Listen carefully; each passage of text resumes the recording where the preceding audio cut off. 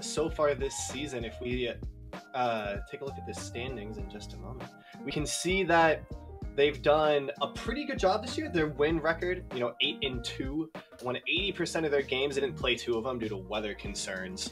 But if you take a look at that round difference, that's where things start to get a little bit spicy.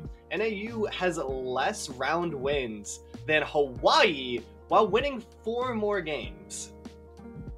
It's really weird when you put it into that context, right? It conveys the whole story about what's happening in these standings right now and what are some of the difficulties these teams are going through and what they really have to work on, in my opinion. And even though you're sitting at number 4, that kind of a round differential, it really raises the eyebrow. What's going on here? What's happening? Is this really the standings that we're expecting from the number 4 spot, right? And then, we can also talk about Marquette a little bit. Unfortunately, they a little bit lower towards the bottom of the barrel. In fact, number 14 out of this league. So not on the standings list here for the top 10, but maybe Marquette has been able to work on something. We're in week 12 now. We've been through this a couple of times at the moment, and maybe something's there. By the way, I said week 12. It's week 13. Yeah, it's absolutely time to start grabbing those wins. Playoffs just around the corner, and at the moment, Marquette might not be able to find their way cleanly in. They do have time to turn it around, no worries. All the way up to spot number, 9 on the list is only 4 wins. So if Marquette does pick up another 2 or 3 wins in these last 4 games, they could find their way in. And Northern Arizona University, not gonna lie, it's a pretty good place to turn it around. It's a very high-ranked team that's probably more vulnerable than any other team that's in that ranking. Yeah, now we got to talk about it. The maps, of course, where we're going to be playing on. This was eyebrow-raising here, Loki. Split Haven Band. We're going to be starting off on Icebox, going into Lotus. No Ascent, no Fracture, and the deciding map of Pearl. This is kind of like what we've been seeing out of the VCTs, but still an interesting choice for college teams to make these decisions, especially Marquette. But making the gamble, I guess, to go onto Lotus? Yeah, I mean, I really like that, split, that Haven Band. Those feel like 2 maps that a lot of teams would like to pretty easily go to.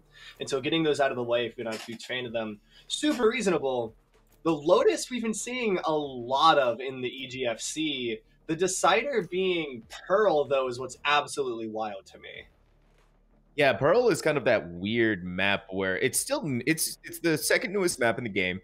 And it's a map that by this point, most teams have been able to figure out for the most part, but there's still like Ascent, right? There's still Haven. There's still maps that I feel like you could have more comfortability on, but you're still choosing to go with this map of Pearl. So really, I guess something in NAU's pocket that maybe, okay, all right, we got to do it anyways. We banned the other ones. Pearl is the only thing that's left. So let's go for it. Let's see what happens here. And as for our agent lineup, our agent select screen, it's nothing really out of the ordinary for what you're going to get out of Icebox. No, yeah. I mean, both teams already have that Sage locked in. NAU, they've liked to do this before where they troll us with the Aru. Sova's Select Viper. your agent. Omen, a pretty popular choice as well to have that kind of double controller so you can rotate between sites pretty easily and there to swap off. So NIU not going to bring forward a duelist, kind of that standard Icebox where you don't want a duelist. You want the, normally 2 initiators, but this time going with those 2 Sentinels. Marquette going for a bit more of that offensively looking squad, bringing out the Reyna to try to control those long sight lines a little bit more. Reyna's not a bad choice if you're feeling very confident in what you can bring to the table, right? What you're capable of. Reyna is a very high value agent that relies on being able to make those picks, which shines most. And of course, Lear is still a very valuable tool to have in the toolkit. It is something, like you said, to control the longer sight lines, to blind, to give your team that little bit of extra initiation. I just think that Northern Arizona University, the lineup that they are working with right now, Loki, is going to work out much better for them in the long run. Yeah, I mean, I think it just gives you so many more different options on a map like Icebox, where having a duelist can actually kind of pin you down because of how much util you really have to be investing into each and every little site take. That if you invest a lot and you try to pull out that rotate and you're running Arena, you're not going to have a whole lot of intel to get yourself back in. The reason why you double up on those rolls is specifically so you have a refresh of util when you rotate from A to B or vice versa. Exactly. It's already all over the place for NAU. We had 2 leaning over towards B. Now it's going to be the A site push. Rin on the high ground, but the spike is over here, Loki.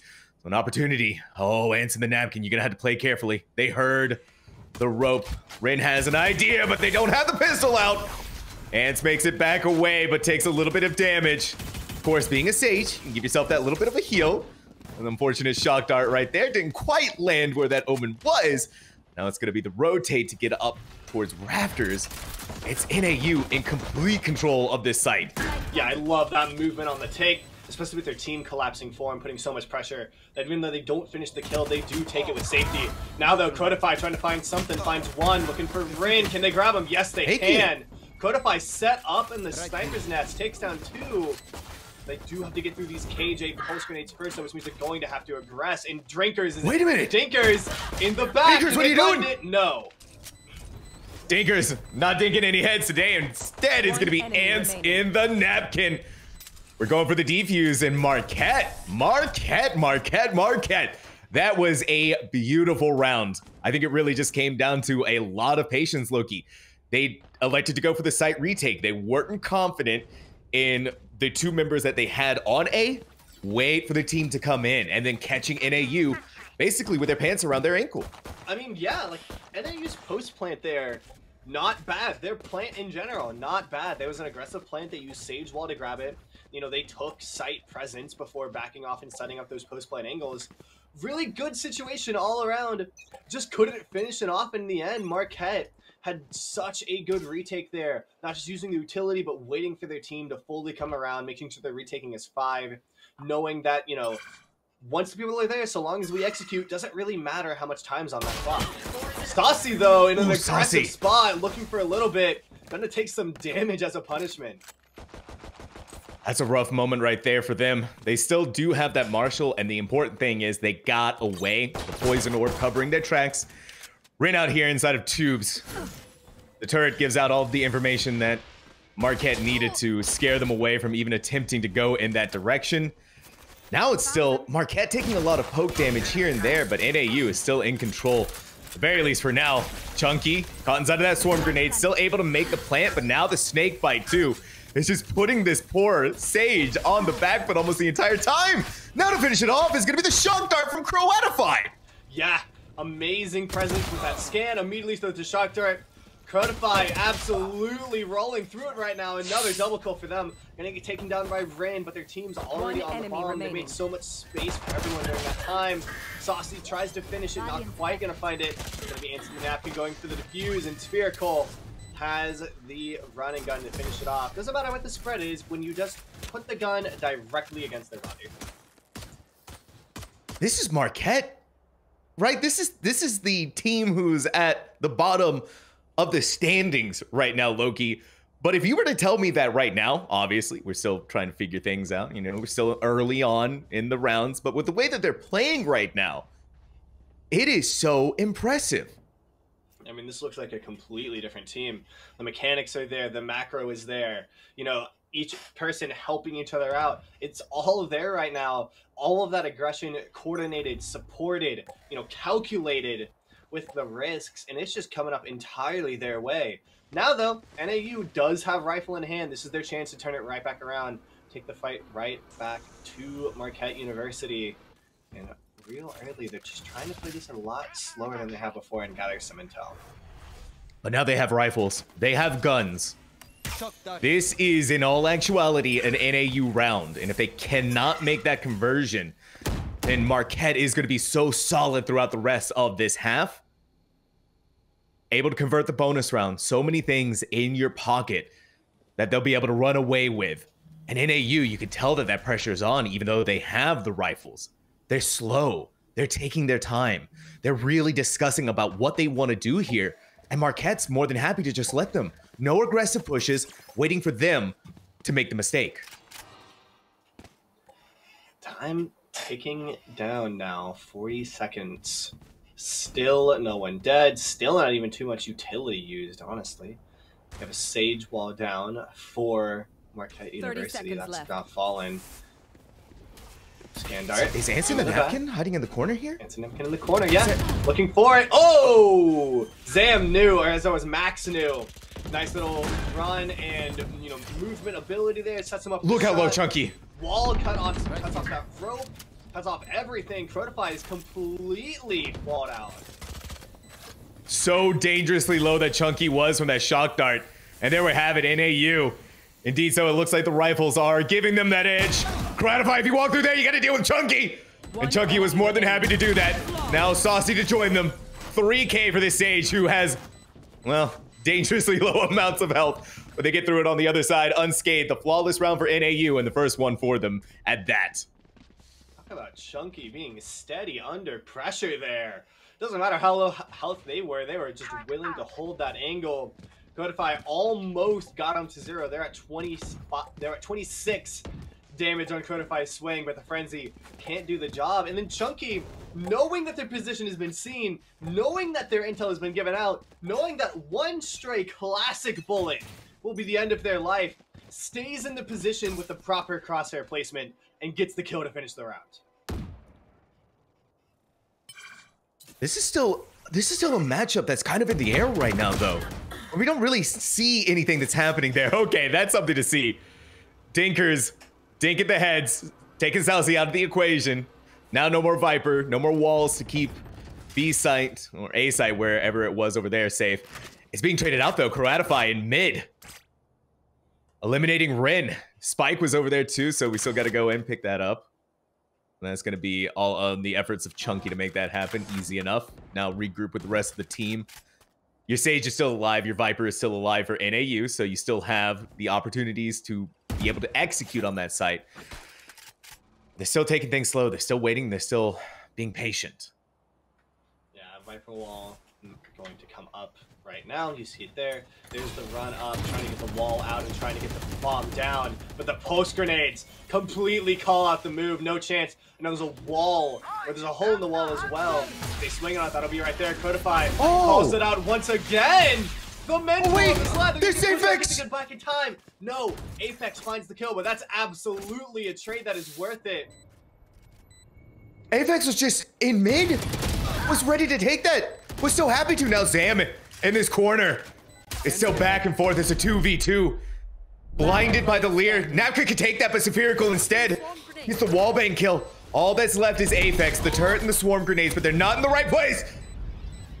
Eliminated, executed by Spherical. Marquette, now 3-1. This is a team that has been forged through the fires of this entire season, Loki. And now they're coming up with the fruition of their efforts. This icebox, the choice of NAU, it's somehow going in the hands of Marquette. And it's all just based on plays of patience, working together as a team, being smart about how they're executing these site retakes. Coming into week 11, Marquette had one win for the entire season. Now though, they won last week, and so far they are a completely different team this week. I don't know what changed between week 11 and week 12, but whatever they did, they need to keep freaking doing it, because this team is insane right now. NAU, 3 ultimates on the board.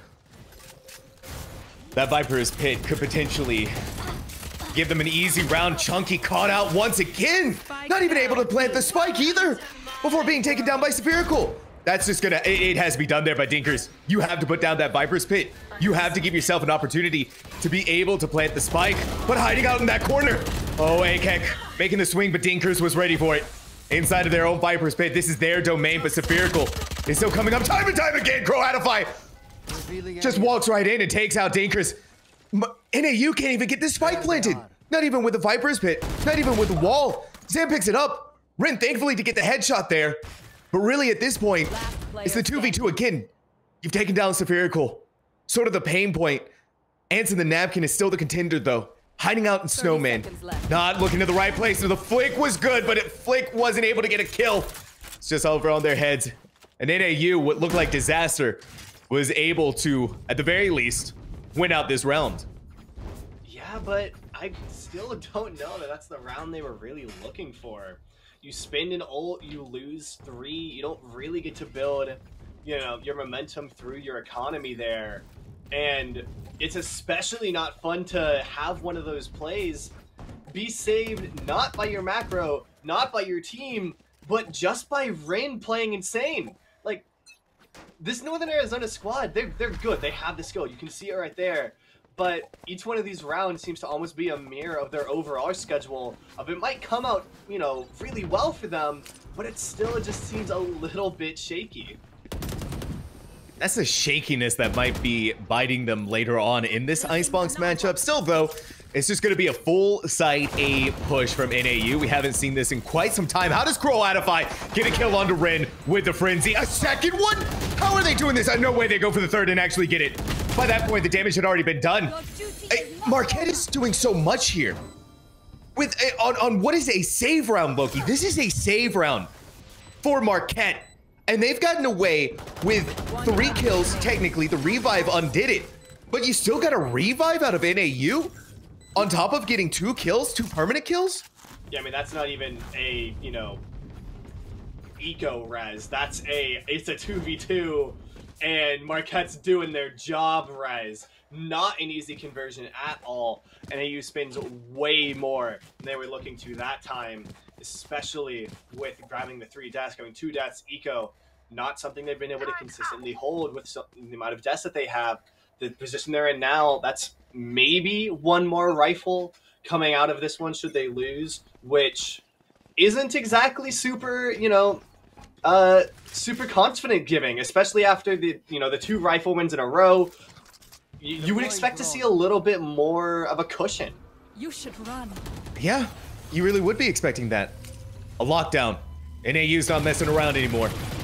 This is how they're going to be able to make their way onto A site once again. If you take a look, though, all by themselves, Dinkers on B site. Maybe these 2 Vipers are having a battle over on B, and one of them is going to come out alive, and one of them is going to, well, obviously, well, something's going to happen over there, regardless of whatever it is. The spike has been planted on the high ground inside of that little tube. So still an opportunity for NAU to be able to make this work in their favor. But now, Dinkers is going on that long flank. NAU, without their Viper for just the moment, should still be able to survive through this. The site retake has to happen for Marquette. Dinkers, very good discipline. They're going to catch Ants in the Napkin completely unguarded because the rest of their team is dead. And that's not something they need right now. But the point they got there, it's a 2v1. Yeah, Ants in the Napkin. Just wasn't expecting it. Easy kill there. And another round 1 for NAU taking the lead, finally. Lumberjacks looking a little more clean there. Still just spending a lot each time. That's another ult, that's another 3 deaths. And again, only feels like it was saved because of the huge flank by Dinkers. And that's a problem that can get solved pretty easily. You know, should ACAC just start putting something down to help cover the rotations when they rotate, that problem gets dealt with on its own. That's a pretty easy switch over there from Marquette.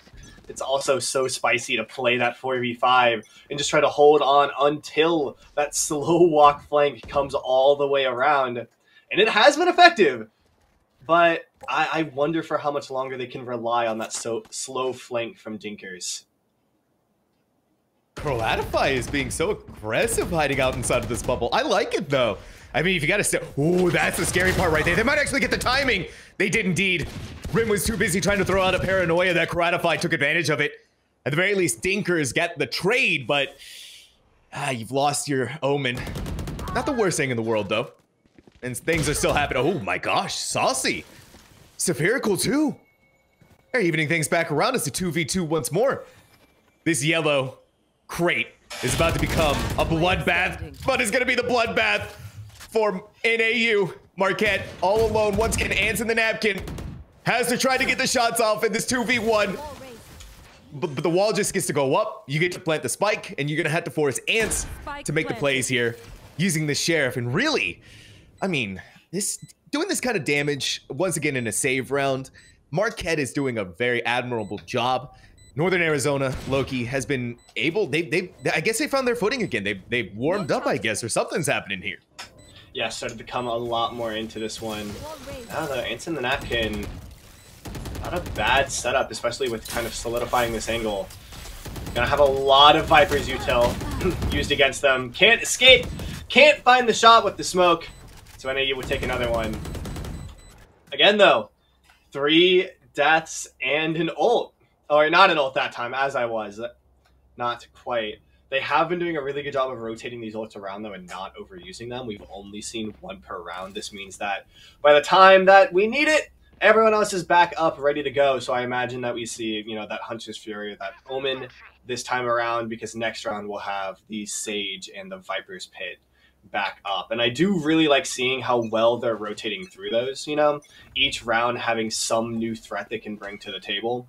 And for this one, it's probably going to be about that post-plant play. The Marquette now started to use one of their 5 ults. Viper's Pit already down to solidify that A is not going to be a fun place to go. Oh, Ants in the Napkin just couldn't get away. Aphex walked up, got the kill, saw the Viper's Nest. All right, we got it. We got something out of it. So let's go ahead, get the heck out of here. Make our way towards B. Now, if you're going to go on B, though, you have to watch out for the KJ. Everything is set up over there. They saw it, though. They see the swarm grenades. The alarm bot goes off. Here comes the Hunter's Fury. They heard the spike attempting to be planted, and so why not? Let's go ahead and use this. It's still all going into NAU's favor, though. Everything. Marquette University in shambles right now. Only 2 left. Really, at this point, what can you do? What can you hope for? Try to do some more damage, but... yeah, it's gonna be rough no matter how you cut it. I mean, we've been seeing the damage that Marquette can do. As of yet, hasn't paid dividends. They've consistently gotten close off of that damage, but haven't really been able to solidify it. Here, it does look like they're kind of looking at their odds, 5v2, and valuing the rifles over just trying to, you know, do damage on the other side, recognizing that NAU does have a bit of a nest egg at this point. So might as well take a breath. Afek gonna run it out of there. Might just barely get caught, and I don't know that anyone will get to these Marquette players in time. Ooh, maybe. Oh! It wasn't them finding Marquette. It was Marquette finding them. Really good. I mean, you did something. So hey, you added a little bit of pressure to NAU, and really. Sometimes that's all you can ask for. Still not the best of situations for Marquette, economically anyways. You're still going to be making some force buys. Keck can't even really do much themselves either. It's all just about, yeah, get the Spectre heavy armor, full shields. But I guess I wouldn't say that's necessarily the best buy in the world either. I maybe would have saved up towards something a little bit better later on down the road. I mean, you got to stay with the rest of your team, you know. If everyone else is buying, you got to do what you can, or else you're just kind of you're not saving the economy and you're not providing that round. This time though, Instant Napkin going to immediately fall. There's not buying those shields, coming up a huge deficit. ACAC as well, not having the equipment, goes their way as Rin is just finding their shooter post and sending it. Oh! No Viper's Pit chance though. We're even right back out. Right as I said, that Codify falls down, but Spherical right there to send it back out. Spherical still has this Empress as well, and the bomb is not in a location that's easy to get to. They were trying to plant it aggressively. The only thing they could really do to get right back to it is use that into the shadows if they wanted to rotate all the way around to B. Anything else is going to have to go through 2 players, and Spherical is locked on. Well, you can tell that their NAU is in a bit of a panic mode right now. They don't really know what they want to do. They really don't know how they want to go about approaching this. They still have the Into the Shadows, but it seems like they... Yeah, okay, so yeah, that's what they're making. That's the play they're making. It's actually going to be them abandoning that decision, too. Because Marquette has the read on that. Yeah, the smoke goes down. So it's an appropriate read. Saucy's just waiting. That's all you had to do. Oh, Oh, this is genius. This is so big brain. NAU had the read of the read. Then when Spherical tries to go in, it's just Aphex, the defender, planted, ready to go. NAU, that's a brilliant from this team. Brilliant calls, brilliant understanding of what needed to be done there. Still, it could still be done by Saucy. A 1v2, is not an impossible task. It's definitely not easy. We have to see if it's gonna be done. Saucy doesn't land the shots. That's gonna be deadly. The snake bite goes down, and Apex doesn't care about no stinking snake bite. We're just gonna make the swing anyways. Get the kill. Secure the round. NAU 7-3 now. That's just barely too much of a commit on the rotate. Had Spherical just sat, Spherical just waited, let Saucy rotate and deal with it. That means that AFAC wouldn't have been able to come push through and wouldn't have been able to scout for their Into the Shadows, for, you know, that play. They would not know where everyone else was. They wouldn't know that the site was clear. And as a result, you know, you would have had to take 2 1v1s rather than 2 1v2s. And with how tuned on Spherical was, I'm willing to take that bet. I think it would be a bet that would pay you massive dividends. Honestly, Loki, you'd be walking away a very rich person.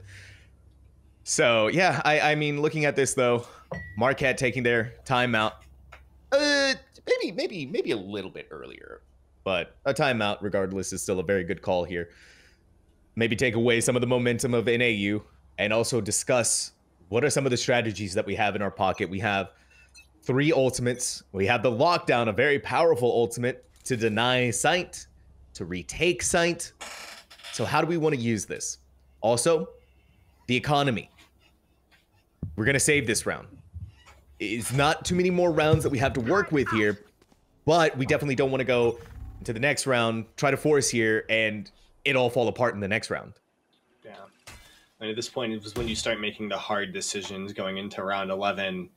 You know, there's so much less of the game to try to play with and try to, you know, oh, we can give around here, we can give around there. At this point, you really can't, being 4 rounds back and Northern Arizona being 5 rounds away from the victory. Saucy here, trying to hold a bit of a spicy angle. Gonna get smoked out, though. I do like this standing in the smoke to try to, you know, punish any aggression that comes through, especially with the lighter buy. They're going to do it. Max is up first, but the swing is fast enough. Saucy not going to find it. Now a battle in kitchen. Not going their way either. Anson the Napkin going to take down 1, but the rest of NAU coming out relatively unscathed. Spherical on their own little angle now with the Bulldog. Too far ranged and not with the crosshair placement. They're going to fall as well. In fact, tries to go with the Stinger at long range. Rin laughs in the face of it and finds another headshot. Last round before the switch. All right, so we go into this half. They made their save. They got the weapons in their pocket. This has to be something done by Marquette here. Ooh, but that's not good for Croatify. Only 100 is all that separates them from the full buy of their dreams, but they got to make sacrifices here. So sacrifices will be made. The Vandal Light Shield still, though. Marquette, they gotta win this round. You don't want to go into the next half at 9-3. We start off. Lumberjacks leaning towards A, and that was quick. All right, goodbye. They had the operators in their hand, and why don't give the operator to a killjoy, I guess. Don't have anything to get away from the wrath of Spherical. Apex still up on that angle with the res, but Crotify is holding down mid, and that's really stalling out this plan that NAU had, where they were going to set up that operator, run in past it, you know, force aggression, 4 shots for it. Now, not really, you know, the opportunity to do so. They're going to have to rotate all the way back towards B, and Northern Arizona set up, or as I was, Marquette set up really strong here. It's the kind of presence that you want to have from Marquette. Careful. In these kind of pushes. No one's been over onto A. And so Croatify and Spherical's gonna make their way. Beautiful from A-Kek. Oh my word. So Saucy, are they really gonna do this through their own smoke? Are they gonna walk through that? No, they're not. They're not that crazy. They're not that bold. And so you're making Northern Arizona once again move back around Croatify. Are you gonna do it again, my friend? Are you gonna show Apex? No, they're not. Okay. Apex respecting that. Now it's all the way back towards A. You got to start popping ultimates, though, if you're Marquette. You really have no reason to hold on to this. And I like the call from Spherical. Use the Empress. We have it. Let's go ahead. We hear them coming onto here. Throw out the Leers. Wait for it. Apex, meanwhile, is still in mid. Oh, this could be bad for Croatify. Indeed it is. But it's not going to be too bad, though, because AKEK takes out Aphex. There you have it. Marquette does win out in this round, bringing us to a 4-8 half. Not the worst thing in the world. And I would say up for, you know, a team that's at the bottom, a really impressive showing. Yeah, no, Marquette's really, really coming to it, especially with the fact that NAU has more map threes than I think just about anyone else in the EGFC. You know, so Marquette kind of taking their time, finding their way, finding what works, finding what doesn't, with a little bit of that longer trend, that longer tail, isn't necessarily as big of a detriment as you would, you know, look for at other teams. What they really need to look for is setting themselves up in this map for that second map and then hopefully their third. And just roll it through in that sense. You really do have to roll it through. You really do have to make your plays, make your way as well on top of that. This time around, though, the split push, sort of defaulting style as well. Except for not really any movement coming from the Viper of Marquette at the moment. Just guarding mid, protecting it, making sure that no one can walk towards it. For now, though, Marquette, it could be a free B side if they decide to go for it. I mean, all of the KJ utility is set up on A. No one's really guarding B. If they decide to go for it, a really easy moment, and that's the plan, that's the strategy. Why not? Let's go for this. They left themselves just enough of a space to plant around too. They know that one's playing Snowman, one's playing right on this wall. It's Rin that they're gonna have to deal with first, but with that wall there, and just being pissed around, no quick way to break it. And with that little section of the wall broke, that actually doesn't seem like a huge benefit to try to get to this spike. It just makes it that much more dangerous to swing it on that little angle, and Spherical gonna punish them for it. Now a little bit of an overheal that protects them as they get swung on themselves. Shooting through the smokes, catches Chronify in the face. Saucy pushes through the smoke to catch one more. That's exactly what you want to see from the Smoker. Great confidence there to keep him going. Aphex back on the side on Snowman, looking for a little bit. No, and so the Napkin shuts him down. It's a 1v4. Can they find it? No chance there. Spherical locked in on the pistol. Whew. Marquette, so good at these pistol rounds. That's their second one now. 2 for 2 against NAU. Now, another potential to convert here.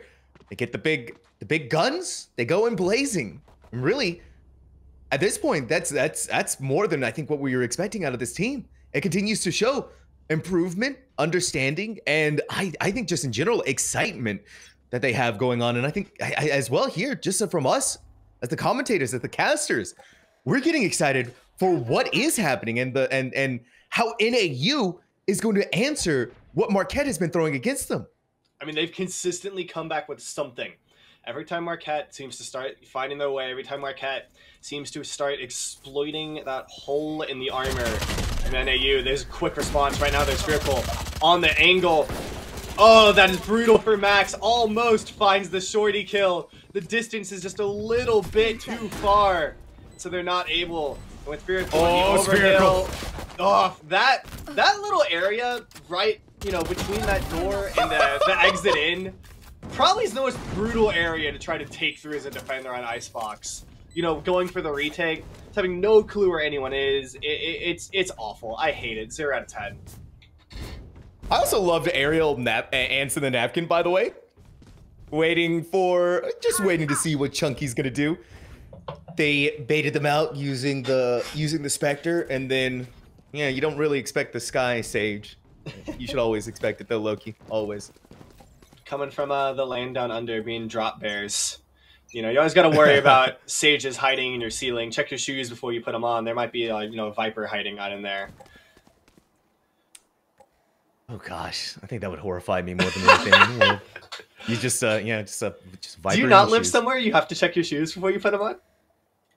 No, but I mean, I do live somewhere though that you have to check when you go outside that you're not gonna get run over or something like that. No, I'm in Texas, so you gotta check your shoes every time before you put them on. That's where scorpions like to live.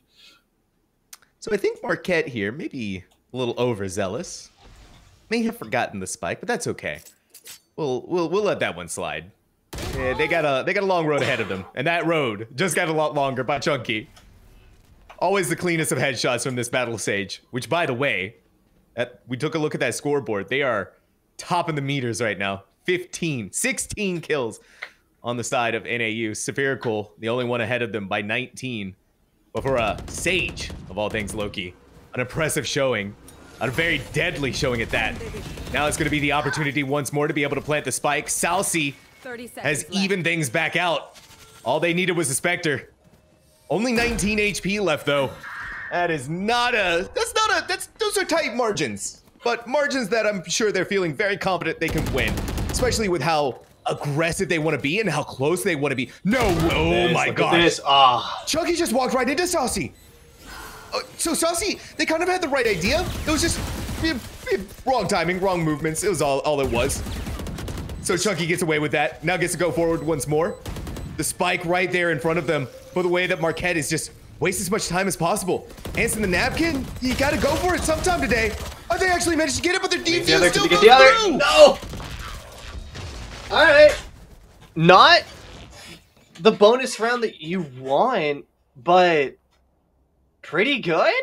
I mean, it puts rifles in just about everyone's hands for free. It completely gets rid of all of the rifles from NAU. They come out with a round win, but they can't make buys. Yeah, I mean, you're expected to win that round.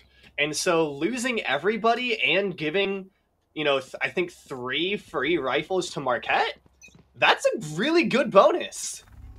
Yeah, that's it's kind of like a question mark. We won the bonus.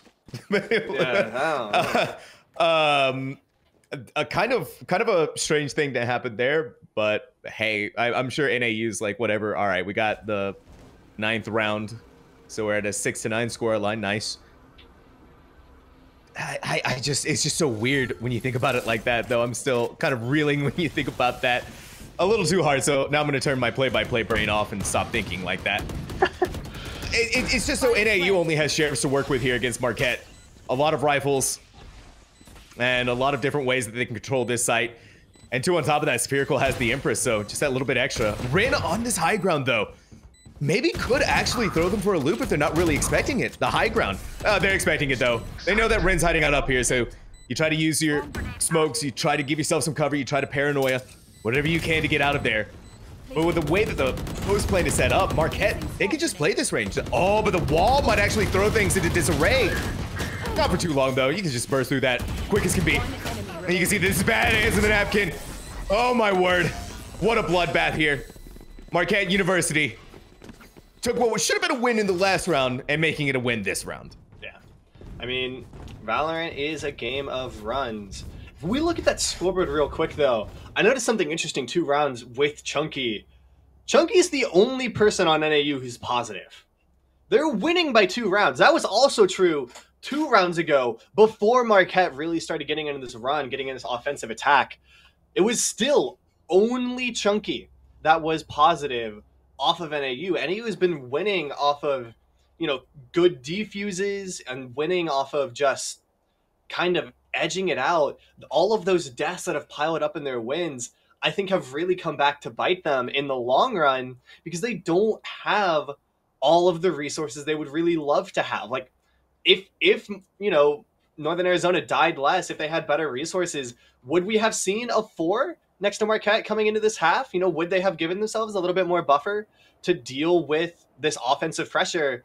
I think they would have, and I think that's going to be after this map where we really look at is Northern Arizona might be good at winning, but are they good at winning enough?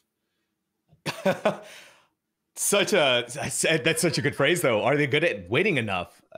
That timeout, hopefully, we'll be able to answer that question for them. This is still concerning, though. The buys that they have to make, Loki.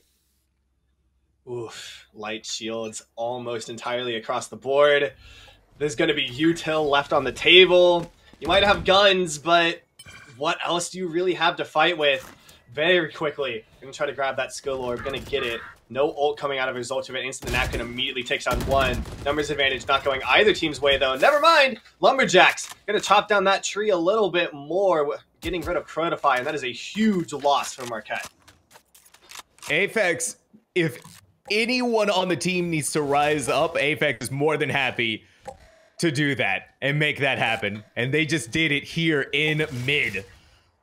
A beautiful job from them has put Marquette in the numbers disadvantage. They're rolling together as a team, though. They're rolling together as a squad. It's going to be up through tubes, it seems, make their way in towards kitchen. But of course, the KJ turret is going to give all of the information that they need. And over there, on that high ground, at least close towards kitchen, is Aphex. So when the execution does happen, they're going to have to watch out. They're going to have to make sure that everything's fine. All right, there it is. Turret's been destroyed. Chunky gets the revive, though. So now in AU, they're operating at peak efficiency. Well, we're operating at peak efficiency. As any good engineering student will tell you, anytime things are working properly, it's just for a moment. And there's the quick res. So we're actually back even after AKEK takes down Ren. 13 seconds on the clock. Need to get this bomb planted quick, but no one's here to contest it. And the wall to cover up this angle as well. Viper's Pit down now too, because don't forget that skill orb that they found earlier. Now, grabbing that plus planting the bomb, that's just enough to find a Viper's Pit. Also Zam out the door. Might actually get this. Max, oh, huge onto Saucy. There goes the Viper Wasn't Pit. expecting Everyone revealed. Gunshots coming through. It's all just up to AKEK now. Getting closed in on. No chance. Amazing play from Max. Solid all around here, I think, from Northern Arizona. A game of patience. They just didn't have the inkling that Saucy was coming up through A main. And because they didn't have that, well, I mean, or apologies, that Zam was coming up through A main. Saucy just wasn't ready for it. They had their back completely turned. Thought they were safe inside of their Viper's Pit, waiting for them to come in through CT. The next thing you know, well, there goes the Viper's Pit. There goes the chances for the round for Marquette. It was clean execution. Back on the site from NAU. And still, Rifles buys aren't fully there, even off of the win. NAU not able to take their win quite as far as I think they would really like to. Marquette, on the other hand, as I was, Marquette is the one who doesn't have the buy. I apologize. NAU grabbing everyone up. Marquette mostly being able to buy, but not finding it fully. AKEK gonna get traded out, finds Dinkers, but Chunky right there to keep it moving. Ran also swinging out with Max. Shots coming through and coming up their way. Only barely, though. Lumberjacks, one person advantage. And we still have Spherical with Empress and a rifle in hand. Oh, my word. Okay, so we're slowed back down once again. Marquette University, the two down again, but Marquette's been pretty good at the very least consolidating things back around towards taking the advantage back from NAU. But Rin is on site. And Answer the Napkin is going to have to be very careful because Rin so far has been pretty capable. Okay, not even. Oh, wait a minute, Spherical. It's the game of timings. They completely missed each other. No, what? Rin missed it. Again. You saw the barrel. You saw the tip of the barrel. They're just barely eking right by. And so Spherical is going to hang out here. They're missing the Oh, they missed! How they were still alive? How did Aphex live through that? Answer the Napkin has to make a miracle happen here. It's the 2v1. They had to go up against Aphex and they have to go up against Chunky. And why not? Let's just go ahead. Expand the lockdown. Answer the Napkin's just going to stay here, though. Kind of a little bit. Didn't really know where to look. Looking one way or looking the other way. They looked in mid. And so that's just going to be an easy take again here for NAU. Saving the day. One round from that match point. It was just explosive openings, though. Loki starting off that round. They got the necessary picks they needed to. And Marquette, I mean, watching the dance around on A site was a lot of fun to watch. I'm crushed that Spherical whiffed on that shot. Because, like, they had it. You know that the Omen is telling their team, hey, that little, that little entryway is cleared. You can walk on through. No one's there. I just looked at it. Gets timinged. Perfect angle. Perfect setup. Could it so easily grab the KJ, flick to the left, grab the Omen, set up exactly to do that play, whiffs on the shot.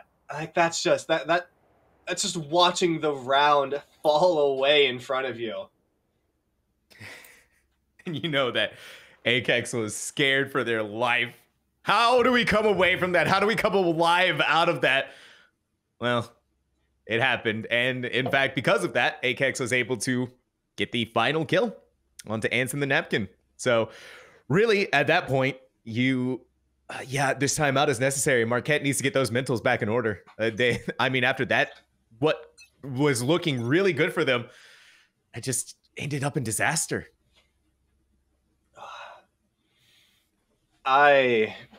Both of these teams continuing to keep everything as close as possible in mechanics, in play, in opportunities, and neither of them, like, I feel like, have fully figured out how they want to win these things and how they want to be consistent in them. And it's so brutal just watching things turn on a dime as a result, not of bad play, not of bad macro, not of bad mechanics, but out of just tiny inconsistencies here and there. All right. Oh, Marquette, they're just going to go all the way onto site. The Hunter's Fury is going to stop them for the moment. Hey, Zam didn't tag anybody. Nobody got hurt. So not the worst thing in the world. We're also going to set the wall up. We're going to plant the spike. It's just they're delaying it as much as they can from actually being able to happen. There goes that recon drone. Saphirical's location has been found. Now the loss of Saucy, who's so far forward, separated from the rest of the team. AKEK in the back line. Chunky's going to take them out. And so too has NAU lost their Viper. Spherical, while Zam was trying to use their utility, goes right into the arms of Chunky. Spherical dismissed right into that. And now all alone, go out of fight, misses the shot, and Chunky was more than happy to not miss theirs. As NAU now going towards match point. That was a great, like, pre-plant retake from NAU there. Not just, getting everyone positioned, but also stalling out the plant long enough for everyone to rotate over, get exactly where they want to, and create enough danger that Marquette cannot position for post-plant. They can't take aggressive spots. They can't create, a little wall of resistance. They can't have a ton of util to use. Instead, they have to panic plant down away from their intended spot and then try to run back, and in the meantime, lose Saucy. And so as a result, NAU just sets themselves up, not through an amazing, retake, but an amazing, like, pre-retake. And NAU is doing NAU is like really good at being able to make these retakes. Once these timeouts happen for NAU, they tend to turn things back around into their favor, low-key. It happened in the first half, and now it's happening here again in the second half. And so Marquette, they start off so strong, but then lose steam as the rounds progress through. It's all on them now. Marquette University, they were forced to make the big buys. They needed to get rifles in their hands. There was no other option because NAU now, they're so well, like, economically well off, economically speaking, that they can get away with a couple of losses if Marquette were to be able to make this round happen and were to be able to make this round work for them. You can see Marquette. Oh, Rin! They survived, but with just the smidgest of health. 30 seconds left. And now Anson the Napkin making their way through. Zam has had enough of that happening. Knows that they're up in the high ground, heard the ropes, gets the kill there, stops the spike from being planted too. Spherical now forced to make that happen, but in a very precarious position. Yeah, I feel like these teams have ran these plays enough times that both teams have got the download and are willing to, use it to make amazing plays. Spherical gonna fall now as everyone has to abort out of the area. Saucy gonna take down Max, try to linger a little bit too long. The revive though. 3v4. Yep, Rez is on the table. Something to not forget. Doesn't need it. Saucy down. 2v4. We're gonna keep pushing it. Hunter's Fury just try to stop the defuse. Alerts the position to everyone. They can't protect it in time. You're gone! And Rin has the defuse. Lumberjacks take Defenders map win. 1. Okay, everyone, take a test tube. Thank you. Let's collect Marquette samples. University had it going for them. For a little while there, it seemed like, but NAU, I just needed a little bit of time. Just needed to really get the cogs turning is what they needed. And boy howdy, once they got them turning, it was a completely different story. We saw some moments of brilliance from Marquette. We saw some times where we thought, okay, maybe this is actually going to go into their favor of the map pick of NAU. They just weren't able to capitalize on it. They just weren't able to make it all of the way. But we are going to take a small break, so don't go anywhere. This is a series that is still heating up. One more map potentially left to go. That map is going to be Lotus. We'll be right back.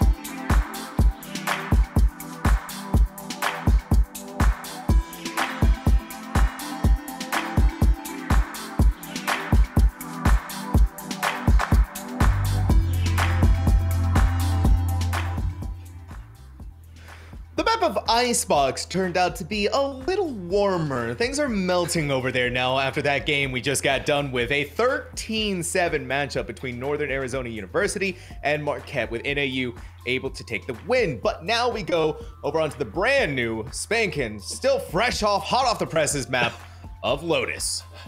Do you like revolving doors? Do you like to spin around in the little hotel? Do I have an offer for you? Do you like the movie Elf? Go to Lotus now. I like how Lotus, this beautiful map, right, has all of these amazing artwork. The devs put in a lot of time making it nice. Got a big flower. You can see it here on our map pick screen. The only thing it's going to be remembered for, though, is revolving doors. Skirt goes spinny. Lotus goes spinny. Apex. No way you're doing that. Wait, that's locked. That's locked. That's locked. That is locked in. Spherical thinking about matching it? Question mark? Do it, Spherical. Make my dreams come true. Why not? Just go for it. Hold up. A chamber mirror on Lotus? But why though? Surprisingly enough, I think Chamber does have its merits on Lotus. He does have it. It's a smaller map that I think works well with the, especially on Seaside, works well with his rest in peace TP. May it rest in peace. So I think it still has some ways that it can work around with it. I don't disagree with that. I feel like that's reasonable. I feel like if you want to lock down Seaside pretty well, then he is a really good pick. My only counter to that is KJ does it better. You know? Like why not just use KJ util? I can't show off on KJ, okay? He's not a fancy Frenchman. Exactly. All right, I can't whip out tour de forces. Well, KJ, all I can do is lock things down. Marquette wants best of both worlds. They're going Spherical on the Chamber and ACAC on the Killjoy, so they really want to lock down everything. No Duelist again. Duelist again for Marquette, which I feel like is a bit on Lotus. I feel like having a Duelist make things a lot easier, at least having like a Phoenix or a Raze. Meanwhile, NAU going for that one Duelist setup. They're instead hitting the two controllers, which I feel like we've been seeing a lot more than we have in the past. I like the Raze pick so much from NAU. That's why I'm going to say that it's going to be a much easier time for them on their attacking rounds to quite literally explode onto site. We can't, once again, it's that, it always goes back to Seaside with the way that Lotus is. It's just easy to jump blast pack your way into there. You can completely ignore the long sight lines of C and get into the tighter corridors. That works better for how a Raze likes to play. And so same thing with A though. You can still be able to use that blast pack to, yeah, get on there. It's all about the site execution, and it's kind of something that Marquette is missing right now. Yeah, Marquette's really going to have to just rely on pure utility in order to get their place on this site. Already. All right, Spherical. Showstopper out. Aphex taking this mound. Teleporter set up to keep them on an aggressive position in mound. Dude, oh no. Brutal. They get back out. And oh, that's actually a really great spot for that teleporter. Wow, that's really cheeky. Yeah, and that's what I'm saying. That's why you see typically them set up over here. The flashpoint goes in. Unfortunately, Akex is also going to be blinded. Akek is going to be blinded by that. The spike, however, does go down. Marquette in complete control of C. And AU waiting for the rest of the team to get here, waiting for the Astra smokes to go away. Then the retake will begin. Oh, but Answer the Napkin blows it wide open. They defended there for just a moment. In comes the flash, looking over there. Chunky didn't get the shot. Into the Napkin gets 3 now. Now Akek to save the day, make that 4 for this breach. Anson the Napkin coming up big, a flawless round for Marquette on top of that. And once again, continuing their streak of being dominant on pistol rounds. Yeah, I don't think Marquette's actually lost a pistol round yet. Anson the Napkin set up to full buy, put a rifle on their hand should they wish to. Please do it. I love second round Vandal. It makes me so happy in my soul. Just seeing the confidence in that, the work it takes to get it. Ah, sad. Sad times. Still though, everyone else fully buying up. No worries whatsoever. No one on NAU going to contest it. That's just full classics across the board, which I think is pretty much always the right move here on round 2. Okay. This time the A-side push. Croatify, come on. You didn't check the box. Dinkers saw literally the pinky toe, Loki. I'm pretty sure there. And so the Napkin is having a really good game, by the way. That's their 5th kill now. We're on round number 2. And they've also given out the ping that in that little connector is Max. But AKEK, the timings once again could all be so beautiful here. AKEK and Aphex, they have no idea that each other are literally right there. Hold up, though. It's this. They have a friend coming on the way. Drinkers coming on the way. Now, it's all happening here. Max down. AKEK gonna have to roll over to C. Gonna get cut out. Gonna get pinched a little bit. Dinkers right there. Can they find the kill? Yes, they can. AKEK just on a little bit of a mission by themselves, playing some Metal Gear Solid over here. Takedown 2, looking for one more. No, Aphex gonna take down their double. Points in the Napkin, finally responds and grabs it. It's all down to the one little Omen. But Rain coming out with a fight. Not the worst round from NAU. Took down 3 of Marquette, so did a decent smidge of damage to the economy. Now, here's the thing. They should be able to make their buys here. Yep, there it is. Full buys all around. Playing it a little bit more smart with the economy this time around. And for Ants in the Napkin, though, 6 kills.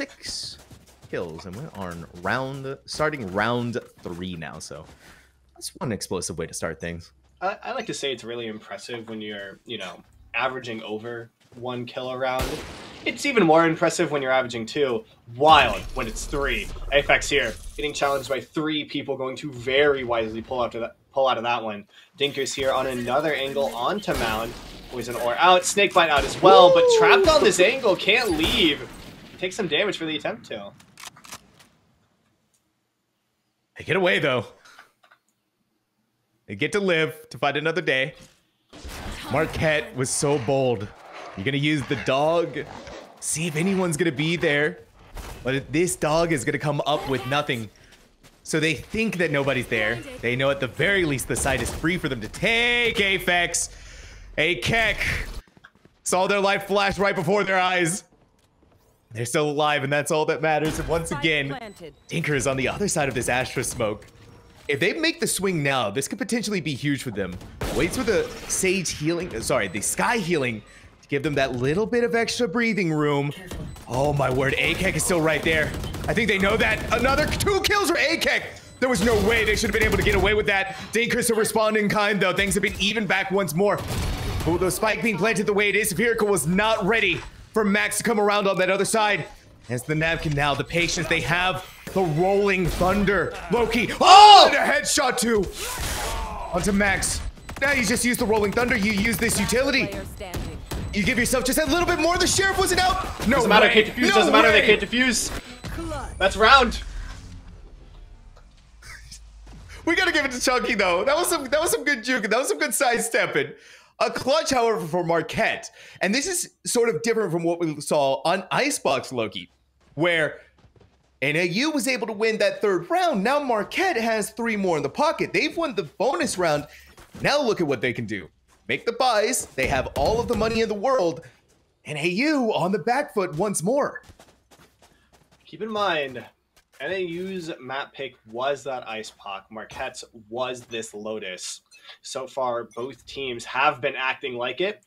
NAU did a great job defending their map pick. Marquette looking to defend theirs. Early, though, Dinkers gonna shut down that idea. 2 down. Needs to find a quick response. Saucy gonna try to even it back out. Aphex, no chance to teleport there. And Dinkers is gonna have to run all the way back to site. I don't think they picked up a weapon during that time. Well, Dinkers still has the Phantom in their hand. So,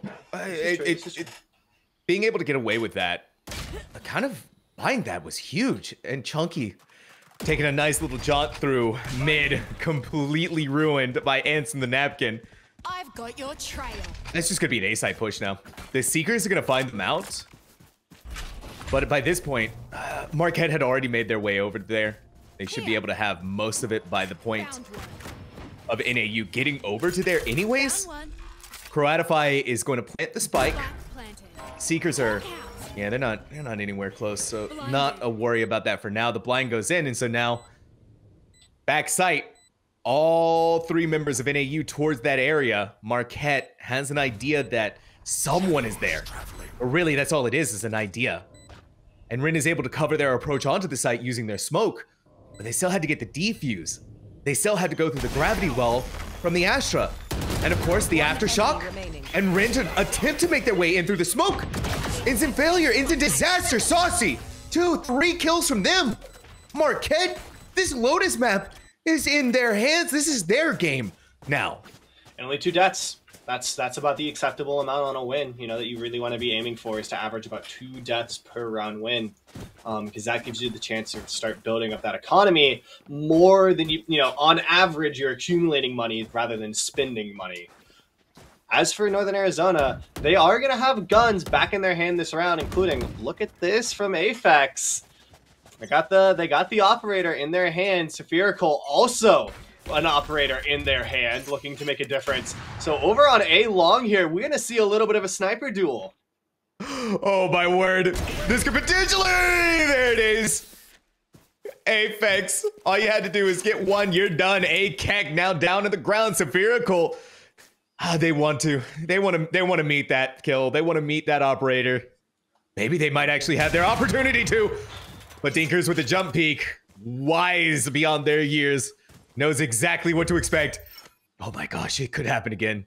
Spherical v Aphex. No, okay. Let's just get out of there. The only thing that has me scared, yeah, they need to put that down because Croatify was stuck there. They couldn't get out. The Asher Smoke needed to happen to secure their escape route. And so secure it has been. NAU though, Chunky, as well as Max. 2 members there. Marquette wants to make their way through C. It's gonna be bloody. It's gonna be painful. It's gonna be like ripping teeth at this point. Hopefully they're ready for it. Croatify is, but are they ready for the second one? No, they're not. Max still sitting there. Saucy at the very least able to trade things out. It's a 3v3 once more, Loki. Yeah, 3v3, but keep in mind, one of those people on an offensive operator. They need to get set up on an angle real quick. The rest of the team is going to have to push this defuse and getting through Aphex first. Oh, almost finds it. The movement speed, the desperation with there only being 10 seconds left on the clock is actually what does it. And now Spherical can play what they really want to, which is post-plant operator. Saucy trying to do their work. It's just the one Spherical left. Got the operator. Dinkers, so good at baiting that shot. Good lord. Just keep baiting it. Dinkers is gonna try and do it again, but Spherical just can't land the shots. Aphex can though. And Aphex has done it twice now in this one round. Take a look at the skin, make sure we you know, decide if we want to pick it up. Decide, nah, we're good. I'm good. My skin's better. And so now, if Aphex goes down, they have a tour de force. So if they lose their operator, they have they have a backup operator if things go sideways. Now NAU finally able to get their first round win on the board. And Aphex kind of doing a really good job there at making sure that happens. And 2, look at this. Aphex is going to give up the operator, give it to Max, use their tour de force. Smart. I mean, that's just good, smart Valorant right there. As you know, I am me, and I am contractually obligated to say that I don't like the attacking operator. Once again, so yeah, don't like it. It doesn't let you push. Like that's just the main thing, is it doesn't let you push, and attack is all about taking that space and being able to contest it well. Here though, tour de force hanging out in mid, the operator hanging out on A, and C site locked down by a Viper's Pit. So where do you even go? Boom. To the graveyard. Yeah, you go right into the waiting arms of Aphex and a tour de force. Really, you have to decide if you're Marquette, right? Do we want to go inside that Viper's Pit? Do we want to take that risk? I wouldn't. I mean, we're already down. They're already down a member. They've lost the last round, so they're a little bit on the back foot. They still have weapons, and they don't want to do any more. Oh, hey! Talk about counter strafing. Oh, Rin is going to trade that out. Thankfully, but it's still a really good shot from Spherical. Dekers was ready. AKEK literally just walked in there and got away with it. Took down the Viper's Nest and now has C. Oh, AKEK, are you gonna do this again? You're just gonna spray and pray. Hope for the best. 30 seconds Down the left. alarm bot in there. Could have given away your position. But I think they had already backed out. I think Chunky was already out of there. So, oh my word. AKEK, when that smoke goes down, they went with it. Here comes the showstopper. Laying so heavily onto Ants in the Napkin's face. Now what do you have left? You have Saucy. The defuse could go through. The boom bot finds everything. Saucy can only do so much in this 1v3. In comes the defuse and another round for NAU. NAU so cleanly. Talk about a macro lockdown.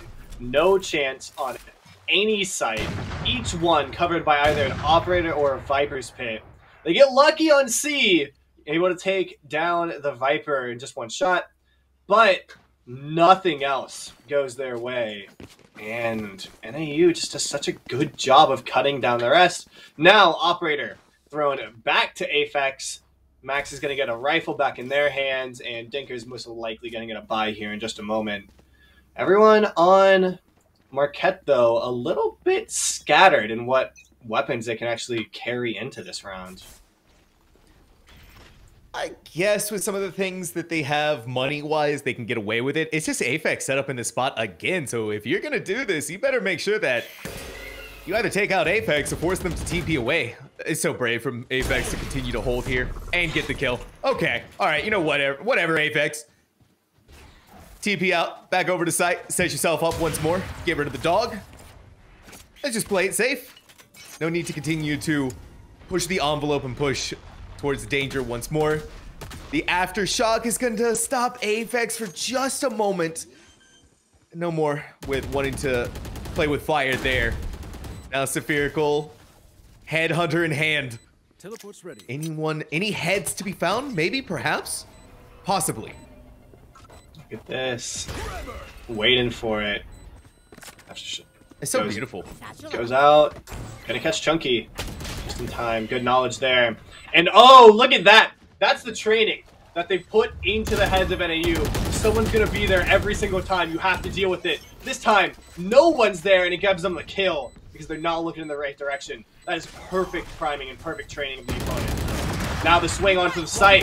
Trade goes out. No one's on the defuse. It's just one. It's just Aphex with the operator. Not going to be able to find the defuse. He's going to find a kill. Can they get out in time to live? No, they can't. So they lose everything. And Marquette comes out with the save round win. It's just so beautiful is really all it was. I mean, Marquette played that perfectly. You can tell that they played a lot of Lotus. Anson the Napkin has such perfect timing. And the communication between this team to be able to land the fault line like that, to hit the concusses onto NAU, prevent them from taking away their momentum, Loki, is what they did there. They took it away from them, ripped it away from them. And then we're able to continue to get kills from there. It's just unheard of. Spherical. The attack operator finally able to find its footing. Finally able to find the kill it needs to. Oh my word. It doesn't get much better than that, Loki. I mean, the gun's meant to punish aggression. And good lord, did it punish aggression. Aphex now, not on a great angle. Gonna take a lot of damage. Even just through the wall. Is then gonna have to teleport out. Now, rotate wall comes through, checking with the dog first. Clean plays. Seekers, though, gonna add in a little bit of a delaying factor. They do find people out on site, but I don't know that they can really move fast enough to take full advantage of it. It's where a bit stalled out now. Return Seekers coming out. That gives the angles away. Now just need to act on it. Rin, trying to take a spicy fight with AKEK. Not gonna go well for the Killjoy. Oh, Rin just needs to spray through a box and he's coming up with kills. Beautifully well done. It's still the spike hasn't been planted. Northern Arizona, the retakes are always so good from them. Onto A side at the very least. C, though, is where they struggle. 30 seconds left. Croatify is going to hightail it all the way over there. Supported by their Astra. Now, it's going to be planted. But wait, Loki, I want you to look at that mini map. No one knows about because Ant's in the napkin. Oh, yeah. This ant is... They're crawling their way through. They smell easy pickings. It's just sugar for them. Saucy gets the kill onto Rin. Now readjust themselves back over the box. But Dinkers knew exactly where they were. They knew exactly the play that needs to be made because there's just not enough time for them to get all the way back over to main. And so the Napkin still has the perfect play here. Oh, they don't know. Oh, Aphex. You poor. Oh my goodness, poor Chamber.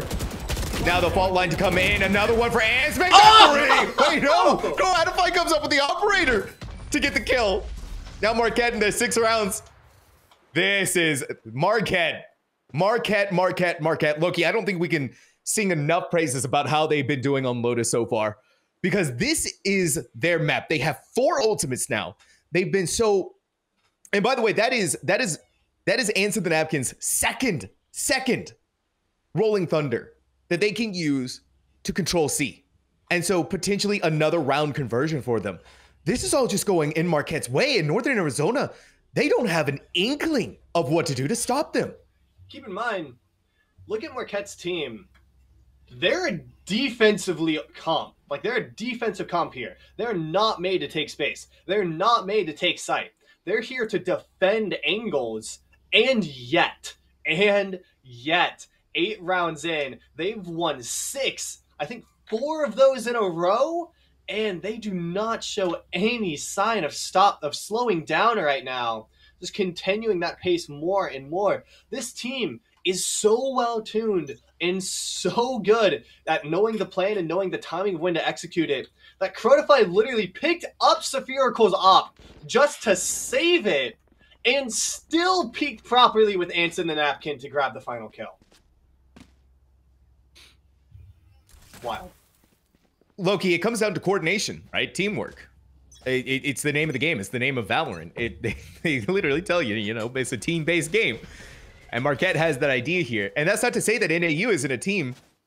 We saw them work really well together. Oh, no. Rin couldn't go anywhere. He was stuck. And because they were stuck there, it's just fire at the box. Get the wallbang kill. I think NAU might be... Oh, no. And Aphex was just stuck up there too. There's no TP. There was no escape route for them. I think Northern Arizona might be... They might be flustered, Loki. That's what it feels like. Yeah, just put entirely on this back foot. Lotus, it seems not one of their... Oh, no. Dead. Not again. The trigger discipline to wait for it. The trigger discipline, too, to just sit steady and on the angle and line up the perfect shot. This team is just so confident on this Lotus map. What the heck? What? I mean, why not? Why not? Why not? What the heck? You're locked in. Why not? It's just, yeah, Ants had no fear.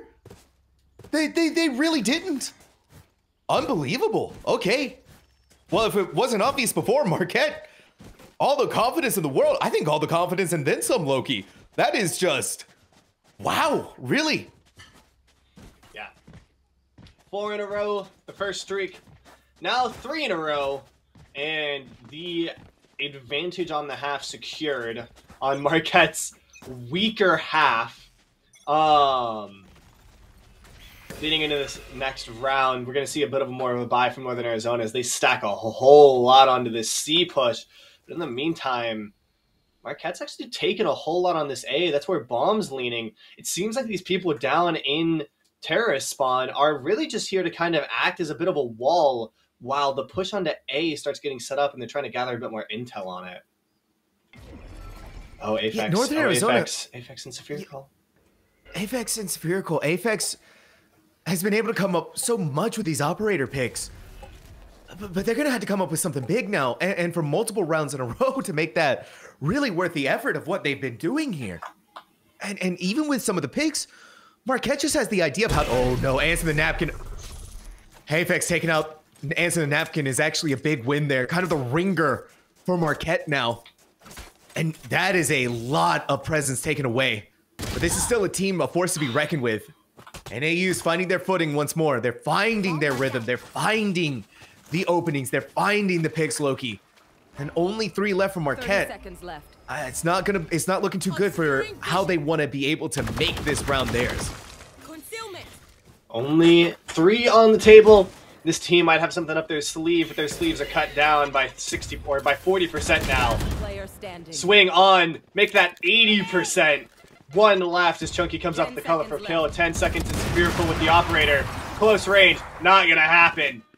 And 4 kills for Chunky. They've been quiet so far this map, but that changes now. NAU. That was a round that needed to be won. First of all, get the confidence back. Prove to yourselves that you're still capable of making this work for you. Not only did they do that, Loki, they did it flawlessly, quite literally. That is a big win in the book. And hopefully the start of their momentum being able to come back for themselves. That's what they're hoping for. You want to play, Marquette looking to stop that. Are we going to play, though? Spherical.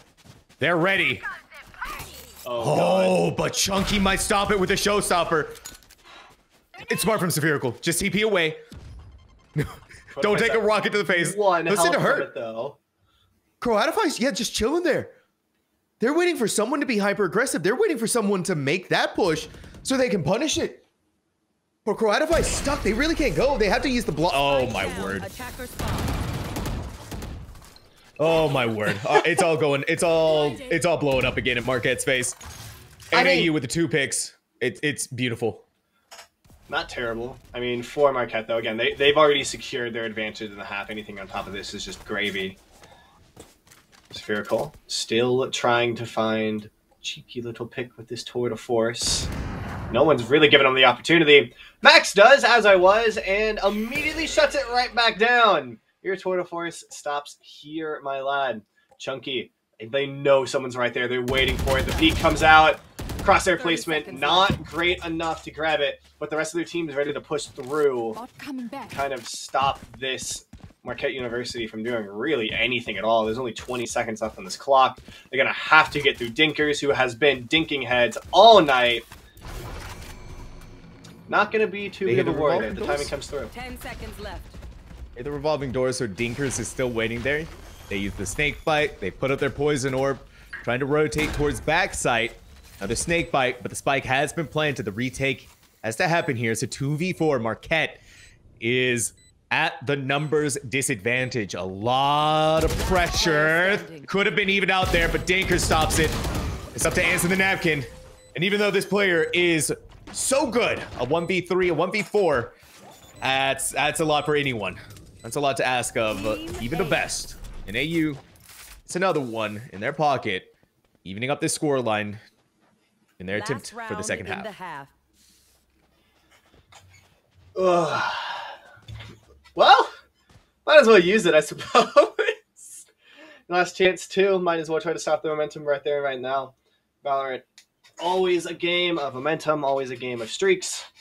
Here, going to try to shut it down right now before it gets moving. Ending this half with a 5 and a 7 would be so meaningful for NAU compared to even a 4 and an 8. You know, come out with this confidence, come out winning 3 rounds in a row, come out knowing, hey, our team is a little bit better on attack. We've got that Omen ready to set us up. We've got a Sky ready to set us up. You know, we've got a Raze ready to set us up. We're ready for the attacking side. Just grabbing what we can going into it would be massive. Marquette, however, need to try to cement their advantage right here and now. We've seen how it can slip away once NAU gets their footing under them. And NAU, it seems like they've been able to find some of that footing. They've been able to find some of the secret formula to the success that they had on Icebox here. It's all about making sure to replicate it. Lotus is still that map where if you haven't really been doing anything on it, if you haven't really been practicing your scrims on it or doing anything with it, can really be that puzzle that is so complicated to solve. And you could tell, Loki, that Marquette, very confident in their map choice with wanting to pick Lotus. And we're seeing the reason why is because of this half. You are divided. Early chopping this map in half. That's the anti-operator wall right there. Chunky here still has a very nice angle. Takes down 2 before paying with their life. Doesn't matter. Gives the intel, sets up Ren. And now, this is looking a lot more like that 5v7 opportunity. Rolling Thunder comes through, catches no one. They're not even on site. They know they can play this a little bit loose and instead play the retake because they have that numbers advantage and they have the confidence that they've been missing so far.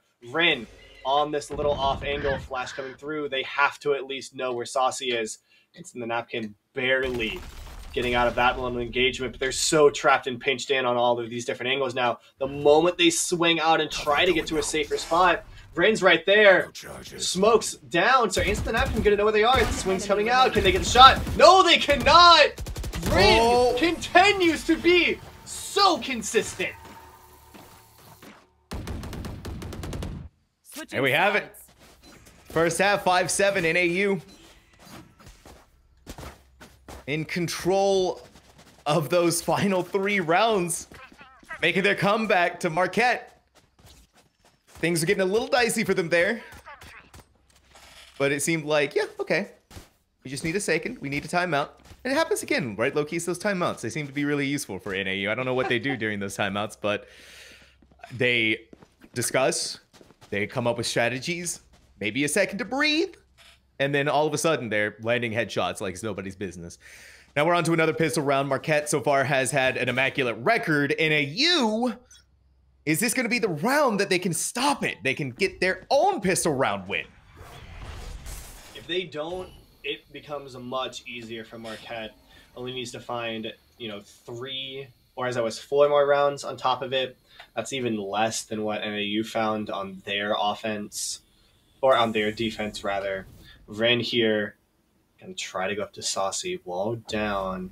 Not going to Saucy, actually. They're going to go to this little side door area. As they play around, we have 5 people from Marquette here.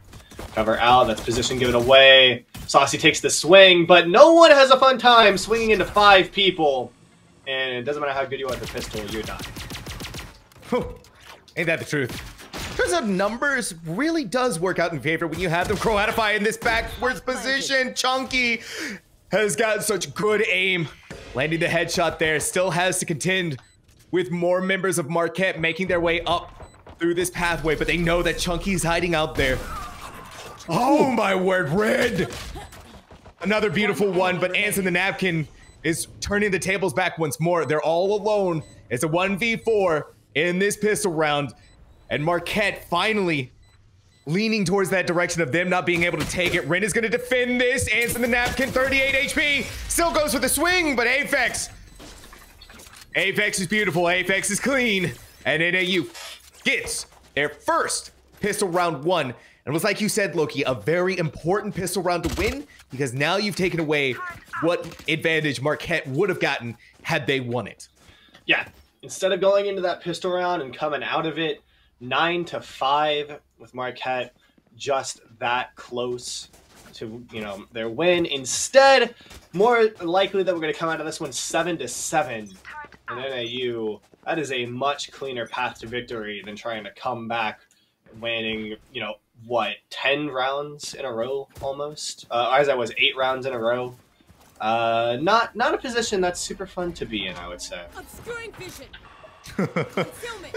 No. I would agree with that statement as well. I'm interested in what Saucy might be able to accomplish with this shorty. Nothing. Surprisingly, Rin took a lot of oh my word. Probably 1 HP is really all they had left. They survive it though. They survive. They plant the spike down onto the ground. ACAC. Ooh. That's these frenzies. They put in so much work. Very surprising.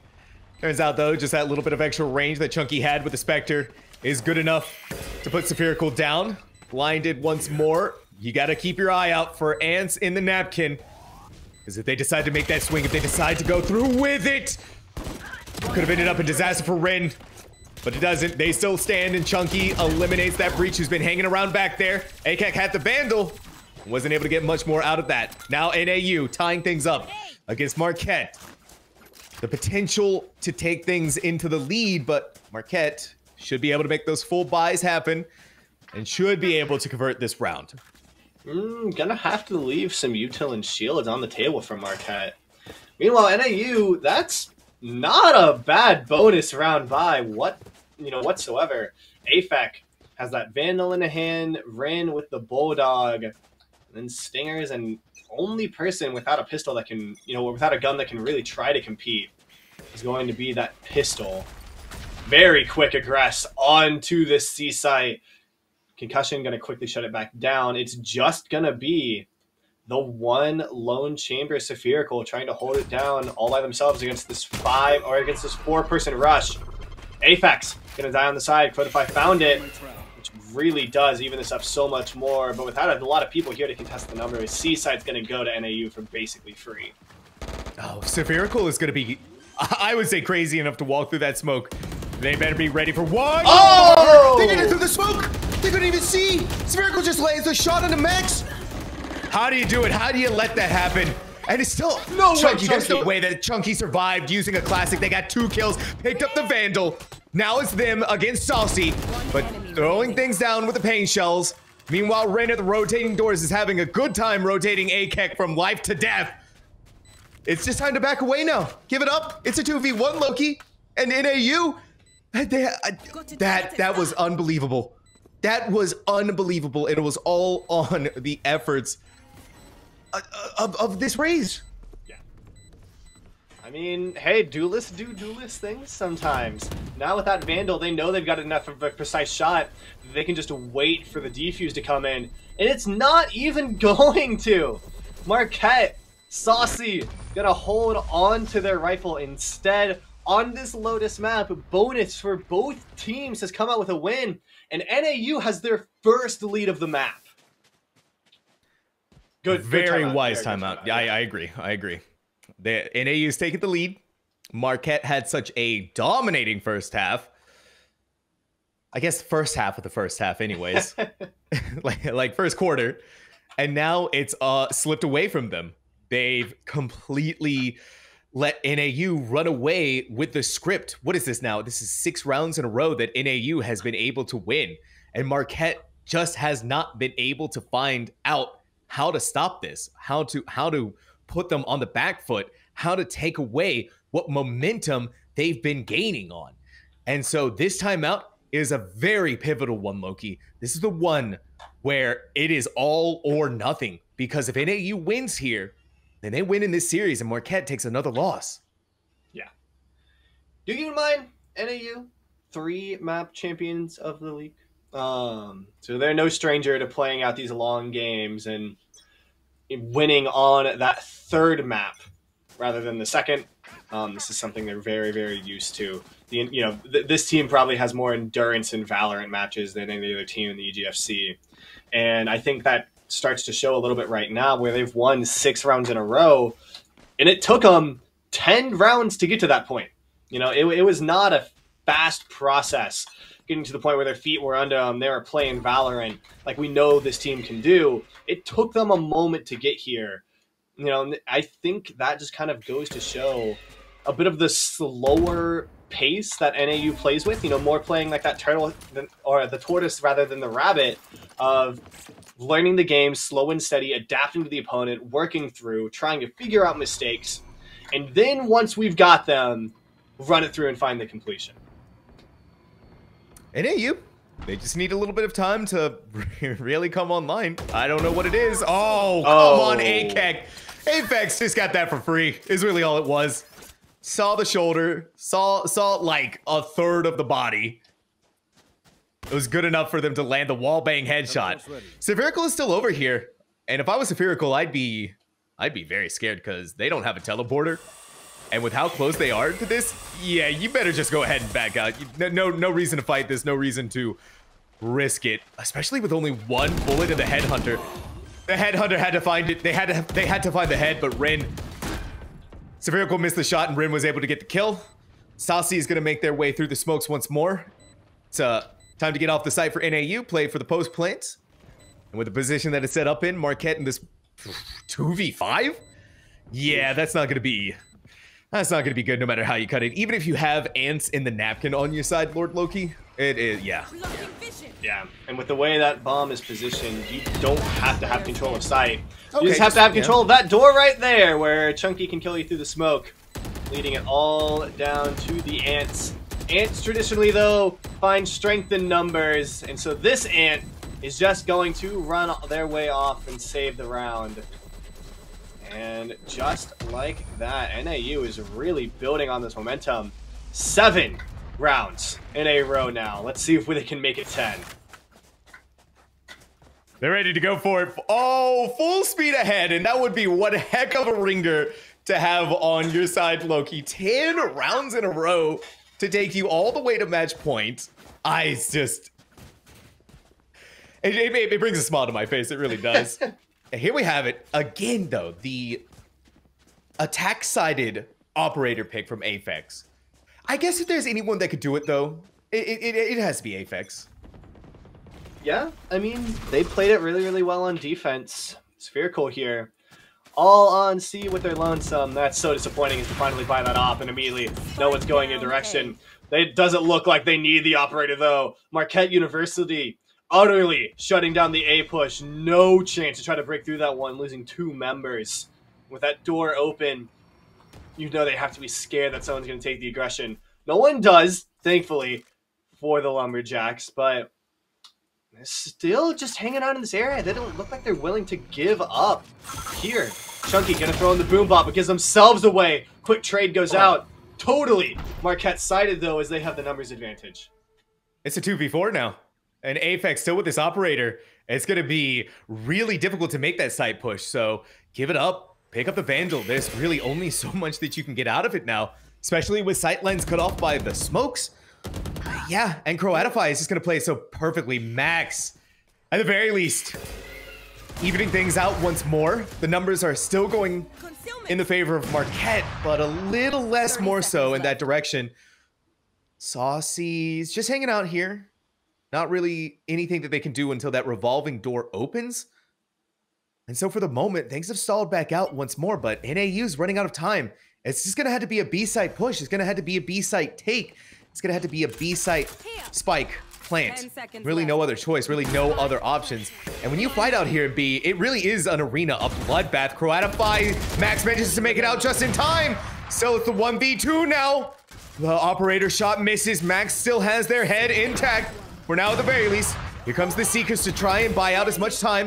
Slows things down, gets 1 kill. The ace! Oh, no way! The ace from Max! There's no way! Loki, there is no way! Marquette had that all. It was all in their favor. But beautiful usage of utility and ultimates. And then Max. No way. That was Marquette's round. Like, done and done, sealed, ship it off, you know, turn in the paperwork. But Max, coming into that round with only 6 kills, half of their deaths in that round, shows exactly what they can do, how clutch this player can be, how stable they are in every moment they need to be. And completely shuts down a Marquette buy that they threw so many resources into. Marquette in a lot of pain. A lot more pain now, too. Aphex getting that operator kill. Chunky to blast pack their way onto site. Complete and utter control of it. But has to be careful. Has to be cognizant of Saucy on the other side of that smoke. With a Marshall. Isn't the classic? Okay, let's just fire through there. Meanwhile, it's a spray and pray on the other side. Chunky's going to win out on... I'm very scared if you're AKEK. I'm genuinely horrified and terrified. Max is going to continue their reign of terror because Ants in the napkin doesn't know what's behind them. And where we said that Northern Arizona earlier, Loki, was kind of flustered a little bit all over the place, completely turned around now. Marquette is the one who's flustered all over the place. What is that, 9 rounds in a row now? Yep, 9 rounds in a row. NAU has almost won an entire half in a row. Should they keep this streak up until they win, they will have won 11 in a row. 1 round off. They dropped the bonus round on the half and then kept it going the rest of the way, is what it would be. Good God, to play that well, not only that, you know, that consistently, but for that long. just keeping it up time and time again against a Marquette squad that outfitted themselves for defense. Marquette has yet to win a defensive round. It's so interesting you brought up that point, Loki. It's insane to think about. Oh, Chunky, the showstopper just right into backside up through the ropes. The smoke actually protected them. Answer the napkin makes a couple of shots and Chunky throws out the showstopper. Fortunately for them, their show has been stopped by Keck, but they can't see anything through that paranoia. So Ren more than happy to get the kill there. Spike has been planted. Still, it's a 3v3. Marquette's not out of this just yet. They do have that Seekers in their back pocket. But first you gotta get through Spherical, and that's no easy task. Spherical still set up on that angle. Saucy's gonna have to go through them. Any pathing that Saucy would take to get to the site takes them right through that angle. Gonna miss the first shot, but no worries. They have the teleporter and the headhunter. Saucy trying to find them out. They know that that's the goal rather than the bomb really right now. And they do find the kill, pick up the operator, leave on their way. But you know what that means? NAU's on match point. NAU's on match point. An unbelievable run through from them, by the way. They were low-key at only 2 rounds won before they had begun this streak. And so they went from 2 to 12. And if we put the math there, if we think about this just from a realistic perspective, hot damn. Yeah. Didn't win half of their attacking rounds. Or didn't win half of their defending rounds. Have won all of their attacking rounds. Ult's coming out from both chambers. Tour de force is on the field. Hope you liked watching Viking, because the French lads have taken the stage on the tour. Spherical on this C area, trying to find a shot, the smoke that one way. Not making it, you know, an inviting angle to try and take if you're Marquette. Seekers out as well, just to solidify they're all still in terrorist spawn. Going to be the case. Now, finally, is the peak going to come through? Spherical has the little jiggle. Flash out, not going to be able to find the angle. Pops out once again. Not going to be able to hold that either. And Spherical just utterly cleared out of their angle. Great utility use from NAU. Now it's just time to throw everything at it. Right, Loki, this is match point. Let's use everything that we got. Try to really throw Marquette off their game. And on top of that, I mean, oh my word, okay, Tinkers. Get rid of the turret, your wall goes up. Now you've secured a little bit of a safer entryway. But now that you know the KJ is over here, make sure you're smart enough to clear out the site. Get rid of the secret, get rid of the swarm grenades. Here comes the Viper's Pit, thrown up. But there you have it, slowed down by that. And the Killjoy lockdown. And inside of the Viper's Pit too, so it's really not going to be able to do anything there. You're rolling Thunder, doing everything possible to slow this spike from being planted. So Marquette also has the idea in their head. Hey, Keck, that was beautiful classic kill. Rin gets it right back over though. The spike doesn't have enough time, like you said, Loki. That's game. Or as I was, that's round. I'm so smart. I got my teams mixed up. Last player standing. Well, Marquette finds their first round win off of the secret help from our favorite 6th player in Valorant, Father Time. Hello, lad, and thank you for your service. Axes, everything going on here right now with the way that NAU is playing. I mean, it was still a good round for them, but it's just Marquette was being so smart about this, right? Marquette used every single piece of utility that they had to stall things out with NAU. The thing to remember here now, though, is that Marquette doesn't have that anymore. And so they really need to make sure that they're playing perfectly. At the very least, though, you've taken away some of the momentum from NAU. I'm curious, yeah. What is this? How is this going to work out for Aphex? There's really... Oh, no. Wait a minute. On the other side of there. Literally on the other side of that revolving door, too. Aphex is in between a rock and a hard place. Spherical. Spherical. A hope and a dream. And a kill onto Dinkers. Marquette as well. Yeah, they found it. Now, Ren concussed. Can the swing come on in time, no. And no one from NAU is like actually in the same place on the same task. Doesn't matter. Vrin's got the aim locked on.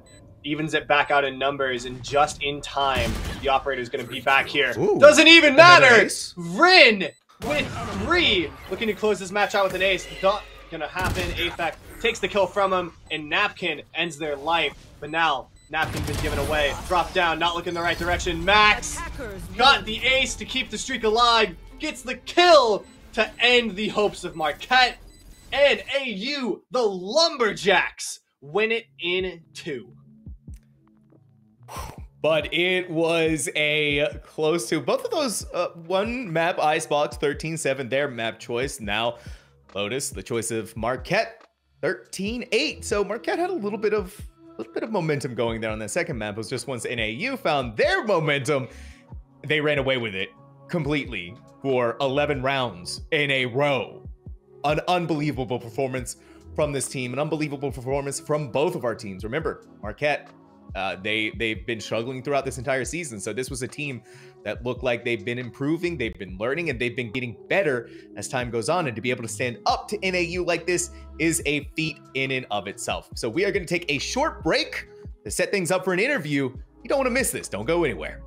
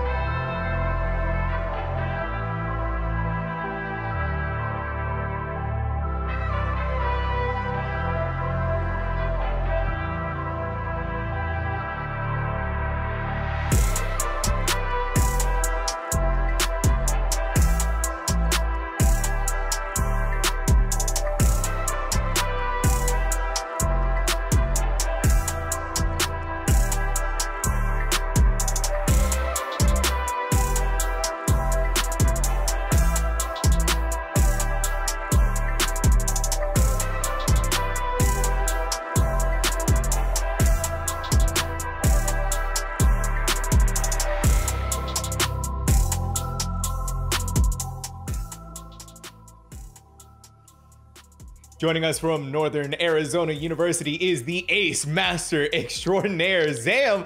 Zam, first of all, big congratulations to you and to Northern Arizona University for being able to get that win. Things get a little dicey there, though, especially at the beginning of Lotus. How did you guys, like, how is the turnaround happening there? What do you guys talk about when you need to make the changes that help get you, first of all, 10 rounds in a row and then a win?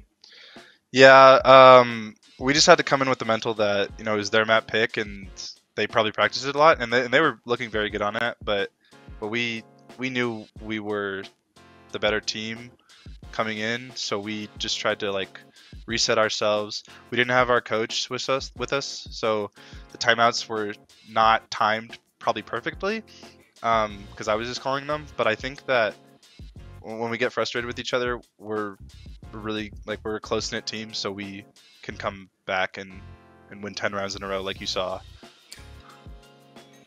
I couldn't agree more. Yeah, every time you guys took those timeout, then things were back into NAU's ball court. You guys then went on to tear things up, and it happened on Icebox, happened on Lotus. So you saw what that timeout really brought for the team, and it's proof here in the win. Yeah, that was big for us. So I gotta say, speaking of that 10-round win streak, it was kept alive by an ace, by a certain player. Talk to me about how your emotions are feeling during that. Like, how do you stay calm? I didn't know I was on for it until I got the fourth and I heard the prelude sound on the fourth kill. But I'm just really happy my teammates were coming out and pinging and stuff like that. We've been working really hard in practice as like when we're dead, like to ping out where people are, because every round is winnable. That's what we have to go into every round thinking. So just putting in maximum effort to going in, and like I could not have done that without the comms of my teammates. But I think it was really big for our momentum, and it kept everything alive. Yeah, it's always really, really good to see that support from your team. And going into these coming weeks, it's probably going to be pretty important. Your last 3 matches are Arlington, DePaul, and then Tennessee. Yeah, which is a pretty stacked way to end your season.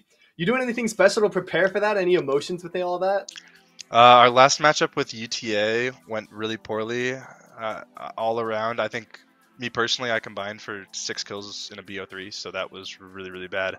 But we're going to come in more confident with more practice, and we're going to prepare our maps better. I feel like we have a lot of confidence on maps like Icebox, and that's why I was a little frustrated with our result today on Icebox, because we normally would not allow. Marquette played really well. I'm giving them credit for that, but I think we should not have allowed as many rounds as we did, and that's on me, calling and stuff like that. But I think we have our work cut out for us, and it's all about the practice. We just keep getting better and better each week with practice, and I think our results have shown that. But UTA is a great team. DePaul is a great team. We really wish we could have played them last time because they FF'd against us. And then Tennessee, we're really excited to play. Those are some great teams, and we just want to prove ourselves, because people are telling us that, oh, the American Conference is weaker than the Eastern Conference, and we're just here to prove that we belong at the top of it, and we're going to do everything we can to stay there. I love it. I love that passion, and I love that fire that this team has to prove them wrong. Zam, one last question, one final question to close things out. Anybody you want to give a shout out to? I'd love to give a shout out to Ernesto and Lena, our coach and manager, and also the team. They really pulled it together. Chunky is insane. Dinkers really helped us a lot with the calling and stuff like that. And Aphex and Rin are just 2 amazing players with great aim. And I really appreciate them for, you know, I yelled at them, I'm going to be honest, but we stayed through and we're a team, and we came out better for it. Well, sometimes you gotta do that, right, to snap them out of it and get the ball rolling once more. Zam, thank you so much for joining us. I know myself and Loki are very excited to see how the rest of the season is going to go for NAU, especially those final 3 weeks, and we are excited to see how those practices, how those sort of formulations of plans are going to work out for your team. Yep, we'll bring it. Absolutely. And that is going to be it for this matchup. But don't forget, we still have another one happening here very, very soon. It is going to be the Idaho versus University of Cincinnati. So go anywhere. It's going to be a good game.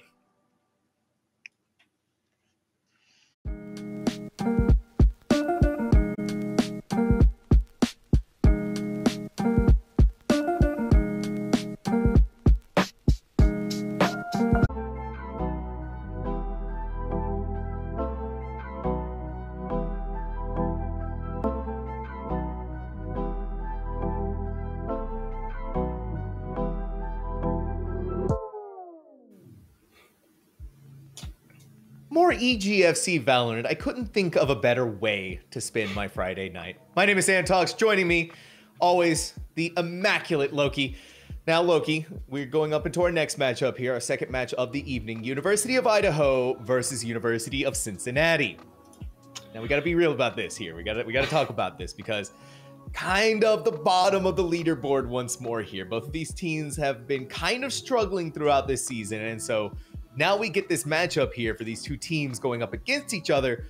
One's going to be walking away that much higher, feeling that much better about what they accomplished here. Yeah, both of them really needing to find, a couple wins here at the end of the season to get their way back into that playoff contention. Idaho came up with a win 3 weeks ago. Cincinnati still been struggling, but they've come very close a number of times. They have a number of 3 maps against those high-ranked teams. One specifically back in week number 11, they took Connecticut, the second-ranked team in their division, all the way to map 3 with a very close round score. So both of these teams have it in them. We've just yet to see them put it fully on display. Well, hopefully they've been able to find what they need to make that display polish, shine, and blind everyone in front of them. So that way they can continue to make it throughout this season with that momentum in their back pocket. Now, let's go ahead and take a look at the maps that we have for this matchup here. And we talked about this before we came online, kind of the EGF special. That's what we like to call it. Starting off on Fracture, going into Lotus, and the decider of Ascent. Fracture, the interesting map choice here, though, Loki, for the University of Idaho. This is their map pick. We haven't seen Fracture in quite some time. I think we saw it last week, actually, but still not a map that we see often, not since, like, Lotus came out. Well, I think we still see it more than any other any other league. I don't know that any league other than the EGFC plays Fracture nearly as much as y'all do. And I love it. I love seeing new different stuff, and Fracture in the EGFC is absolutely new and different from any other type of Valorant you're going to get. And I think that's what we're hoping for here, is that new, that different. What are the techniques that I can take into my ranked games to win them out? Of course, though, Fracture, it's still that kind of map where we have an idea of how things are supposed to be played. We know what agents are typically going to be picked here, what works best. We're not going to be surprised if we see a Breach on the table, if we see a Brimmy with a Stimmy on the table. There's a lot of opportunities, though, I think, at the Duelist camp to really mix things up. Neon is a really popular choice. Jet's a really popular choice. Ray's another really popular choice. So a pretty good, smattering of Duelist choices that you can go with at the very least. Same thing for same thing for the other initiators and controllers as well, or Sentinels if you decide to go in that direction. Well, speaking of different Duelist picks, we already got a Neon being displayed from the University of Idaho. I doubt that Yaru sticks. If it does, I will be amazed. On the side of Cincinnati, though, a lot more kind of what we expect to see on this Fracture map. Having the 2 initiators, 1 flashes, 1 intel, specifically that Fade, Brim, Killjoy, and Raze, pretty standard across the board. Idaho, however, gearing up to run not only a Cypher, but 2 Duelists. That's a bold choice. Okay. They're expecting that they can, get onto site, get on there fast, get the eliminations, get the kills. That's what I'm expecting from Idaho, that they have the confidence to run this double Duelist setup, Loki. There's really nothing else in my mind other than that one, for sure. Cincinnati, the sort of a more standard composition that they're running with, and something that I think that Cincinnati is going to have an easier time versus what Idaho is running with. Yeah, I mean, meta exists for a reason. And generally, what I say about meta is it's not necessarily the best comp to do. It's what is easiest for everyone to do. What is the easiest way to achieve the most success? And so Idaho might have, the overall better comp in their end based on their skills, based on the way they know how to act, based on their team pace. But Cincinnati has what I would call the easier comp in their kit. It's a comp that allows them to really control things, right, Loki? Control the flow of the map. Because with Breach, right, these longer corridors of fracture, so perfect for the way that the fault line to be able to get the concusses, and then Sanito on the KJ.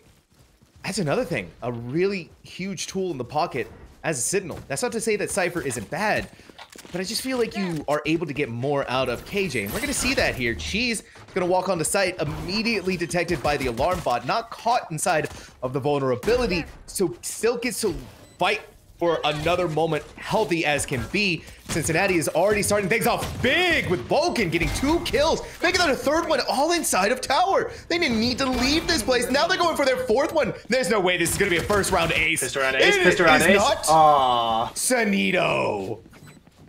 Sanito steals it.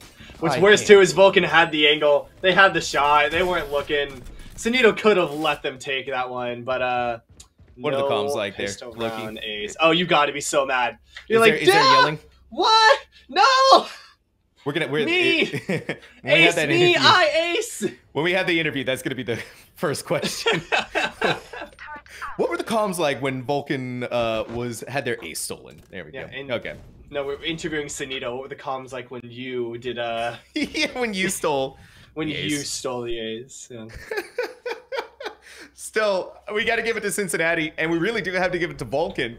That was all them inside of tower. Clean executions in Idaho, really. Now the wiser Cheese, this is what you get out of Breach. Loki, it was so beautiful. You can custom, it's the concuss paint shell combo. And now, only 58 HP. Yep. It's a lot of work done for really no danger at all. Cloudy here. Ooh. Doesn't choose the right angle to be looking at. Dummy's going to make him pay for it. It's always a risk when you're trying to choose which angle you want to end up with. And now Dummy just puts themselves right back into a safe position.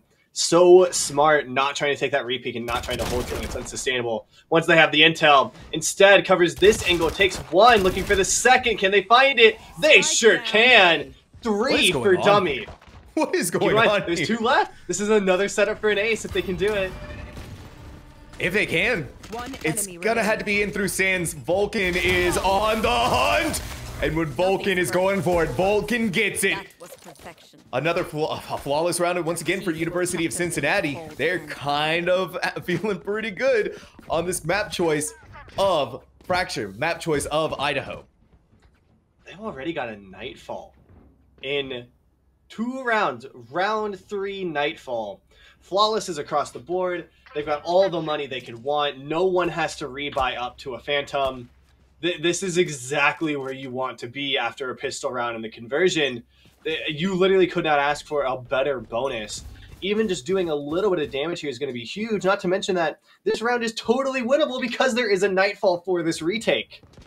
And that Nightfall, it's going to control. Becomes a lot more winnable when you have the 4v5 too. Yeah, that too. If Vulcan's landing headshots. Oh, and Sanito is covered by the smokes. So they get to push forward into Cloudy. Who put the... Oh, my word! Sanito didn't see Cloudy. Cloudy had the chance there, but they were inside of the camera. And so Sanito gets away with quite literally murder. They still have to make their way back to tower. The interesting thing here, too, Idaho, Cheese is on site, but the Jet with the spike Care Bear still has to fight their way onto there in a 1v4. 38 HP too on top of that. I would just let them push at this point. Like, they've got gun advantage, you've got numbers advantage. Don't let them just take these 1v1s over and over and over. Make them take the 1v3. Sasso charge out. Never mind, no need. That's a gun in your hand. Congratulations, next story. You don't have to buy. And I don't know what they're putting in the water for these Valorant teams, but I think that's like the 5th time tonight that the team that's won pistol round has won 3 rounds in a row. They've won the bonus. And now you look at this economy, by the way. Look at Vulcan with 5,850, Sunito 5,500, Nex 5,300, all across the board. Idaho, they can't do anything. Their economy is in the tanks, and they're still making these awkward buys. 2 members have a Vandal. You really had to be hoping that you can get something out of it. Nextory able to make their way out of that situation, but no damage taken. They're perfectly fine. And so, oh, Dummy. Dummy's not looking behind them. And because that happened, it's a little dicey for Cincinnati. Vulcan was able to get 1, but 1 still has to be converted into 4 more. Yeah, but that Nightfall still up, only ultimate on the board. They're going to have to get through all of this KJ util as well. Onto site. They're clomping too. Holding such a clean angle. They don't know. They don't know. Goodbye, Razors. You don't know. Care Bear falls as well. Spike's still not down. Sunito so willing to just play so disciplined and take their time here. They are a little bit flanked, a tad bit of a pinch, but I don't think that... No, they're not a bit pinched. They're only going to get pinched if they actually push to aggress. Meanwhile, Lightsy on the site, completely exposed with 50 and that spike isn't even planted. The spike isn't even planted, Loki. So all that Cincinnati needs to do here, first of all, kill Cheese like that. Lights picks up the spike, but Sunito gets 4? What is going on here? That is 2 4Ks in 4 rounds. This is not the same Cincinnati team that we've been seeing. Cincinnati playing completely out of their minds right now. This is a team that hasn't tasted victory since week, I believe, 3. And That's yet, been a long time. No, as I was, week 1. The last time Cincinnati won a game was the very first week. It has been almost 6 months. And right now, they are playing so insane. Vulcan, Supreme. Just look at this confidence, this movement, this ability to just stay in the situation. They have 5 bullets in their gun. Does not matter. They get out of it completely alive while taking down 2 members of Idaho. Loki, they were concussed. Meanwhile, on the other side of Fracture, Sunito is taking out Razor like it's nobody's business. Vulcan to go back inside of the smoke towards Sand. They want to contest, they want to fight it, but their overconfidence has been their undoing. But for Idaho, they still got to go through Waldy. There's the 1. Can make the 2. Lights is coming up big, but not big enough. Not big enough. Cincinnati, now 5 in a row. Idaho, able to do a little bit of damage. I think that's the best round we've seen from them so far, but Vulcan is 10-1. Vulcan is 10-1. Sunito's yet to taste death. Sunito doesn't know the Reaper. Nor do they fear the Reaper with how they've been playing. Someone called Blue Oyster because you need a new band member. Good lord. Keep in mind, this is Idaho's map pick. Idaho chose to come to Fracture. And they have not been defending it at all as of late. And they're the team with the 2 duelists as well. They should be running this offense.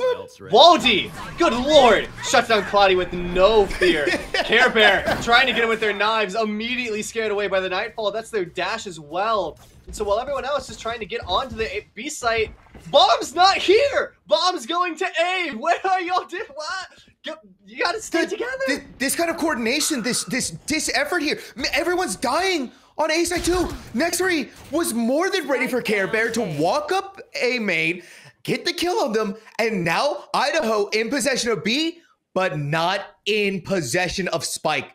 They had to go all the way to A main. They had to take down Nextory. They had to take down Dummy. They had to win out in this. All by themselves is Razor to do that. And with a smidge of HP, it's I'm not envious. Razor, you gotta do this. Oh, they know. They found him out. Yep, Goodbye. Just wait for it. Just concuss him and then you back away. You have side of Spike. You have time on your side. really all you have to do is wait. They don't have enough time to get over to B. They have to commit to the A push. There's the molly, but the molly stops them. That was beautiful. That was coordinated. Loki, that was at the same exact time. I can't even make that. We cannot even make this up from Cincinnati. Where is this coordination coming from? This is not like we've seen flashes of this, namely against their game against Connecticut, against the Huskies. Cincinnati showed that they're a coordinated team, they're a skilled team, they can play out, they can make these plays, but never with this much consistency. 6 rounds in a row, going up against buys, going up against weapon disadvantage, going up against everything they could see, different ultimates. They're still consistent in this play, and now they're taking the fight right to Idaho. No pausing, no fear. Utility out, position aggressive. They've trapped Care Bear in a corner. Smoke's about to leave. Goodbye, Care Bear. Rolling Thunder through does not matter at all. They're continuing it. The pinch as well on the other side. Lights is down. It's just Vulcan. Whereas it was just Cloudy. All the way on their lonesome on A site. What is this? This is a whole round in almost 30 seconds. Loki, I thought Cincinnati was defending. They're defending, right? Right? Because that looked like that looked a heck of a lot like an attack. And now Cloudy's been found out by the haunt. They just can. So this is smart from Cincinnati. No need to go in for the fight if they don't need to. And then Cloudy is forced to come over to you guys because, well, they have the spike. What does Cloudy have? 25 shields, 100 HP, and a sheriff. They have their ultimate. They have no utility. Now it's just, yeah, roll together as a three squad, a 3-piece, and gun down Cloudy. University of Cincinnati, a flawless round and a 7th one in a row. Jeez, we'll start trying. We get to see their economy ever increase even more. Sunito's out here about to hit max dummy, right there with him, playing to see who can be Scrooge McDuck the fastest. Meanwhile, Care Bear not fully able to buy up. The rest of the team gonna have to leave some util behind, and I don't know that anyone is really feeling happy with the course of events from Idaho right now. I couldn't imagine. I mean, Idaho got picked apart piece by piece. Idaho's playing from defense. Cincinnati. Idaho's playing defense. They're waiting. They're scared. We're having fun now. We're having a good time. We're hanging out. We're chilling out with the stimmy. A little light show. Meanwhile, Cincinnati's like, what's going on here? Maybe this is Idaho's plan. Just burn utility from Cincinnati. I mean, I don't know how much utility has really been committed yet. Yeah, I got it. We had to say something, right? Something had to happen. Alarm bot okay. coming up on B. Doesn't have the line of sight. Not going to get alerted. Doesn't matter. Waldy almost chooses the repeat. Wins the repeat. Hellfire coming down. Orbital strike. Goodbye, everyone. Double kill with the orbital strike. Sunito steals the ace again. Even with 2 kills with an ult, you can't find your ace. Sunito's not gonna let it happen. Sunito's new title, the new name in Cincinnati, the Ace Stealer. The Ace Taker. They're the Joker. Oh my goodness. Oh my goodness. It was all just Waldy hiding out inside of tower. It really wasn't anything complicated. Loki. It really at its barest bones. It was just getting the kills and then ulting down on site with the orbital strike. Laser beams from up above. They hit the repeat too. How often do we see someone going for a repeat and it like actually working out their way? Care Bear getting chased down now. 3 people trying to come their way. Prowler as well finding them. This is a collapse in. Light Z does take down Dummy, so Bearcat's a man down. I don't know how much longer that's gonna go though. Prowler once again catches one. Haunt out. Care Bear, you are not in a good spot. Goodbye. The swing in. Cloudy tried to help him out. No dice. Razor at 1 HP. Make that 10 HP. All that is left. Hello, Vulcan. Goodbye, Razor. A classic. 9 rounds in a row. Classic. Okay. Yeah. Okay. Loki, I think the only word that fits appropriately for this is the word massacre. This is a massacre. I would say that the Bearcats have been decimating, but decimating technically means only 10%, and they've gotten a lot more. Oh my gosh. They've got annihilating.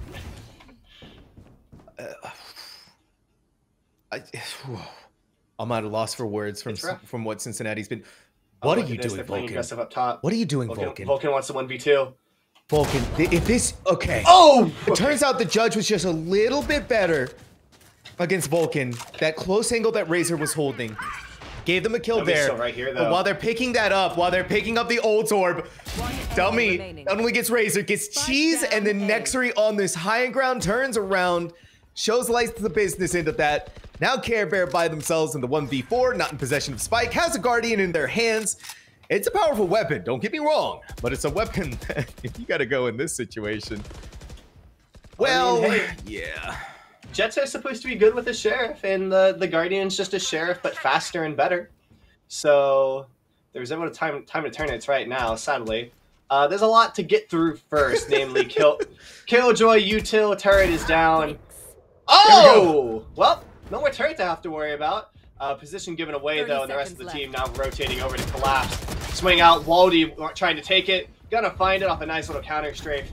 And goodbye, Care Bear. Hello, 10 rounds in a row with no signs of stopping.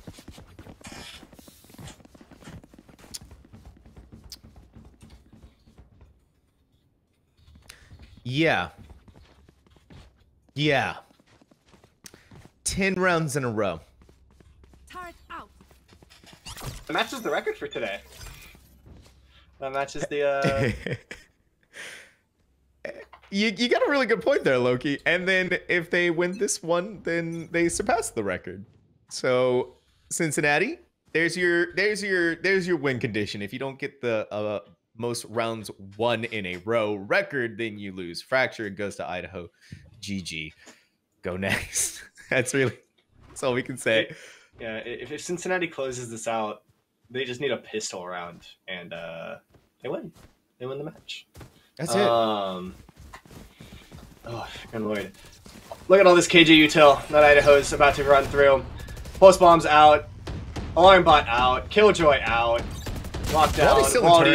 Waldy's still in this tower, gunning everyone down. No one's left on site. The only thing that gets out of there is the bomb. Everyone else left behind in a graveyard. Cloudy trying to see if the aggression's going to come through on the rotate. Doesn't look like it. Razor drops the bomb, actually, to try and get this one set up.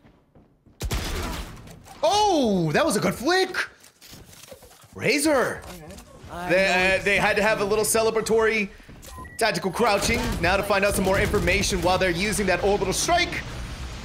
So too does go their life, but at least they got a double kill out of it. So I guess maybe Cincinnati throwing a bone, but there we have it. Cincinnati now has taken the record for most rounds won in a row. And Loki, I don't think I've ever seen this in EGF. A complete laundry list of rounds being won in a row like that on the scoreboard.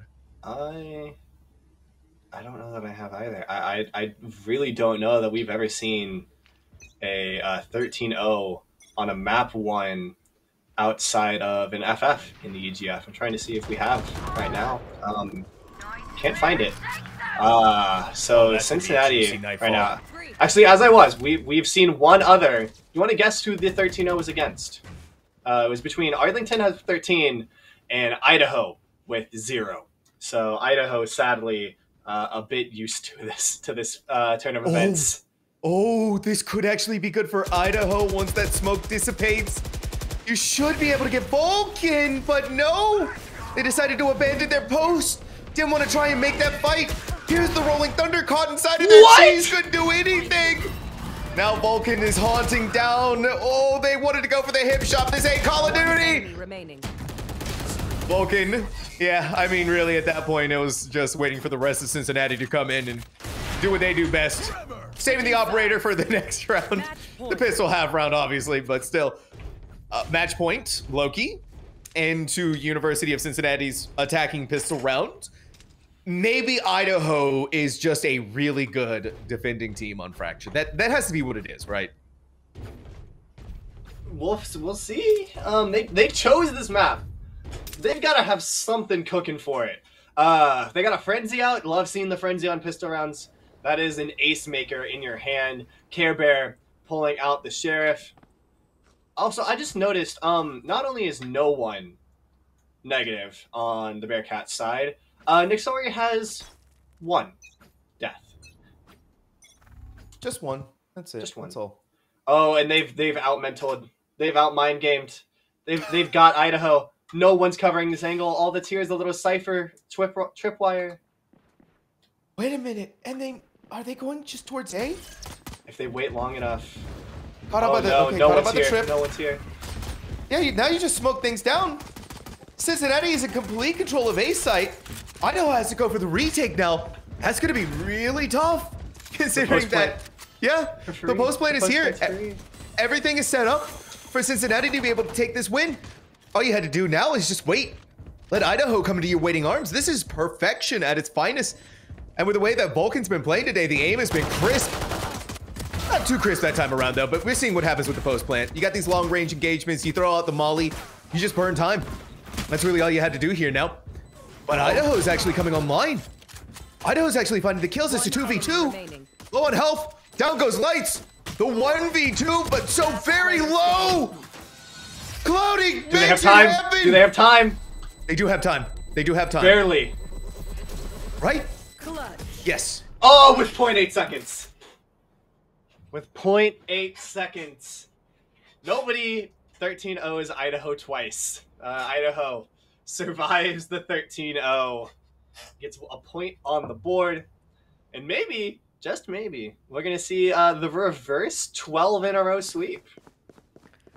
Cincinnati is forcing here now, too. So they really want to make sure that Idaho doesn't win out in this round. They really want to make sure that happens.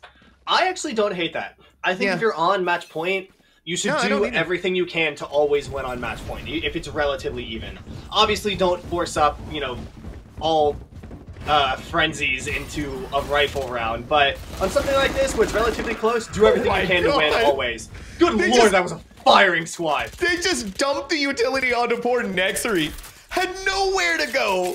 It was an aftershock. It was everything. A paint shell. Oh man, if I was Nexery, I'd be cursing the day that I ever go there. No way they saved Waldy. How is Waldy still alive? And with 73 HP at that, Lice tried to flash their way in there, but I think they flashed themselves, so they didn't quite go in as well as they wanted to. Now it's just the firing squad. Care Bear to try their best. Really are. Ran out of ammo on the Spectre. Whipped out the Classic. Actually gets the kill on a Sinito. But in their escape attempt, hunted them down. Cincinnati, 13-1. The map pick of Idaho. Fracture. I mean, really, there's only so many ways we can dissect a game like that, right, Loki? So I think at the end of the day, it's just... Idaho. Idaho not really fighting their way. Cincinnati, the Bearcats, living up to the bear. And good lord, good lord. Good lord indeed. So we're going to take a break because I think we're all a little shell-shocked. Yeah. Yeah.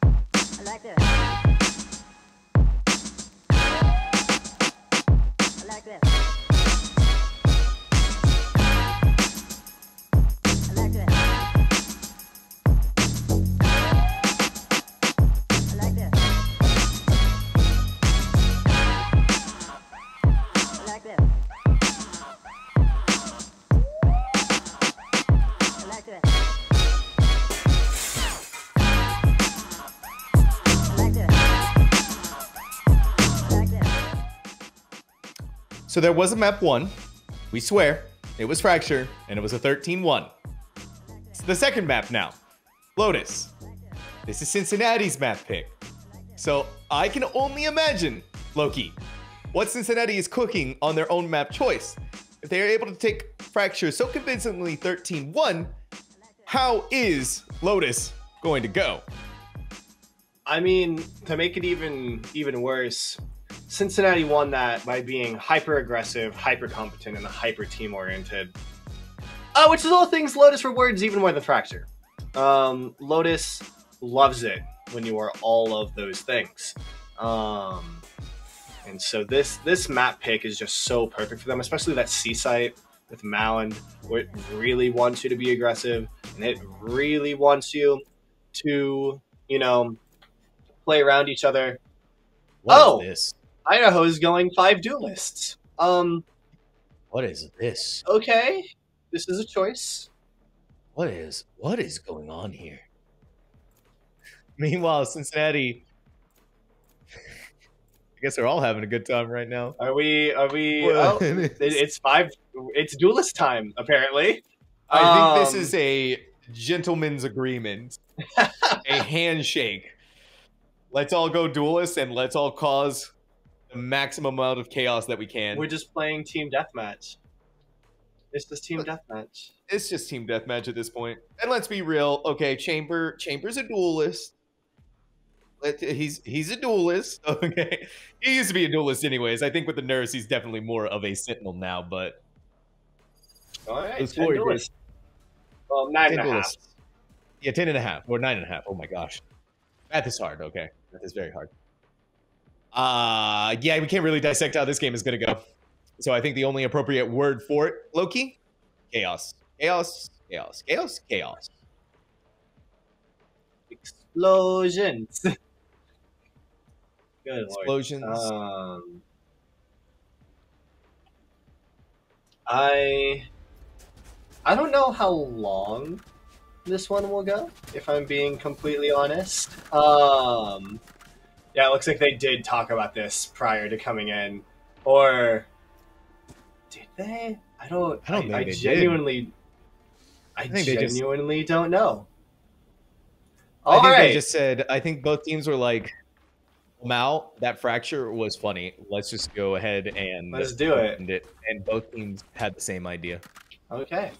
I suppose that'll be a conversation for the interview of, was this planned? Why? Why does Cheese have? How does Cheese have 3 health? What? How do you? I speak from what? Whatever. Oh, he go up. He go uppies. One enemy remaining. Now I don't know. Low-key, I haven't played Yoru in a while. I don't think Yorus can. I don't think Yorus can jump up in the air like that. I don't think they. Is that a new ability? Is that a new? Is that a new? Did they rework Yoru when I wasn't paying attention to just to just fly in there like that? I mean, I've never seen that happen in Valorant before. What? But why though? How'd you do it? Idaho had the secret strategies that Cincinnati just wasn't ready for. Still didn't work out for them. Okay, so I'm thinking I'm seeing something from Idaho here right now, like an actual site execution, actual planning. It's been ruined a little bit by Sunito and Nexary, who's still pushing forward. Jeez, a triple kill. Hey, wait a minute. She's got this Spectre. Where did Cheese get that Spectre from? Did Cheese have enough money for it? I suppose. Last player standing. I don't know how they would, but by the power of God and anime, they managed to find it. Now in a 1v1, Idaho bomb planted. Sorry, trying to look for the DQs. Nexary. Never mind, Nexori. No tension to be had. No worries whatsoever. Nexori's got the gun and they've got the kills. Someone needs to check Nex's like wrist as well, because that was a flick. Holy cow. It went all the way straight onto Lights and took him right out of the game. Anyways, some fun times aside, Cheese was able to get a 4K, so sets themselves up pretty going into this next round. Cincinnati still working on making that conversion happen, but Nexery has all the money in the world, is going to go and get the Vandal, full shields, and still be good to go even if they do lose out on this round. All right. If they decide not to get utility. We're immediately just sending it again. No pause, no worries. Both of the Yaru clones. Oh no, that wasn't real Yaru. That was Dummy. Dummy acting like a training dummy gets themselves killed as the rotate on to B seems to happen. Both of the Yoru, by the way, Loki, both of the Yorus were the real Yoru. Were they? I think. No. I think so. No, Idaho's was a fake. Oh, was it? Okay. It had the little funny blue color. Okay. Now it's the 2v4. Last player Sinito falls. Now it's 2. So does Vulcan. So things are already looking a little bit more even this time around. On Lotus, it's a 2-1. But we do remember what happened to the last game. It was a last map rather. It was a 13-1. So Cincinnati could have possibly given Idaho their 1. And now is ready to go on an 11-round bender. Hey, Sunito has an operator. It is round 4. Everyone in the game fully kitted out. And we are just rolling it right over to A. This is absolutely Team Deathmatch Overwatch. Vulcan shuts down Razor, trying to play aggressive. The rest of the Bearcats coming around the back, trying to go on this A site. Cloudy's going to take down Waldy as Vulcans put themselves in a little bit of this rotating area. Cloudy's going to come through. Cloudy not paying attention. Now Cloudy continues going. Still safe. The dash keeps him alive.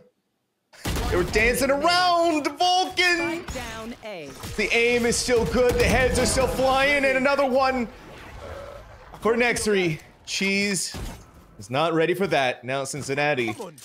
Is it time? Loki, is it time for the 10-round banger?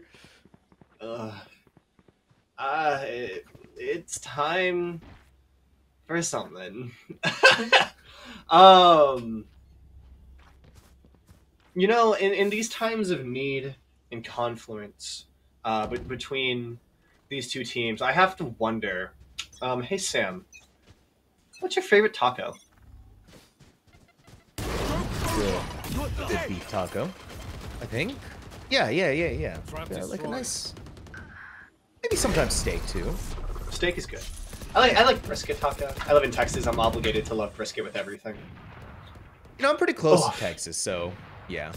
Honestly, I don't know how Sunito was able to get that kill. Cheese looked like they were on the other side of the world from that operator shot, but Sunito's landing them like it's nobody's business.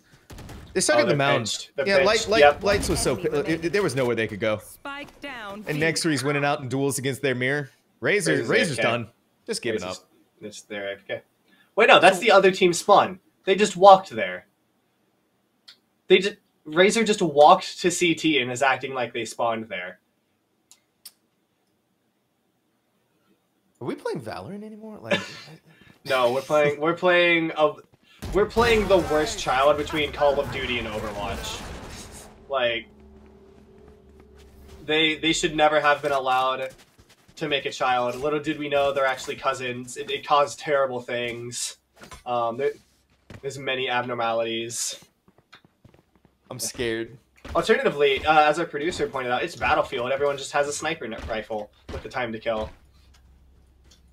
It's hardcore Battlefield. Now with magic powers. You know what? Now that you brought up brisket, though, Loki, I'm very hungry all of a sudden, and I have my wife bringing home tacos. I'm so excited. Oh, I thought you were gonna say I have my standard Texan brisket right next to me. Oh my God! I'm planning on making a brisket this weekend. So Sunito's just gonna continue peeking back and forth with this operator. Not scared of anything. The Yoru clone Cheese is actually still using it. While down here in here comes this Empress. little circular area, Waldy's popped the Empress, hidden inside of there. Cheese looking through the rotating doors, but no one was there. No one walking through it. It was just all free for Waldy, continuing their reign of terror. Once more, another in the pocket. Whoa! The showstopper was the showstopper for Lights. A 4K for Waldy. Still, no aces to be found. I was like ready for that showstopper. I was like, oh, here we go. And then no.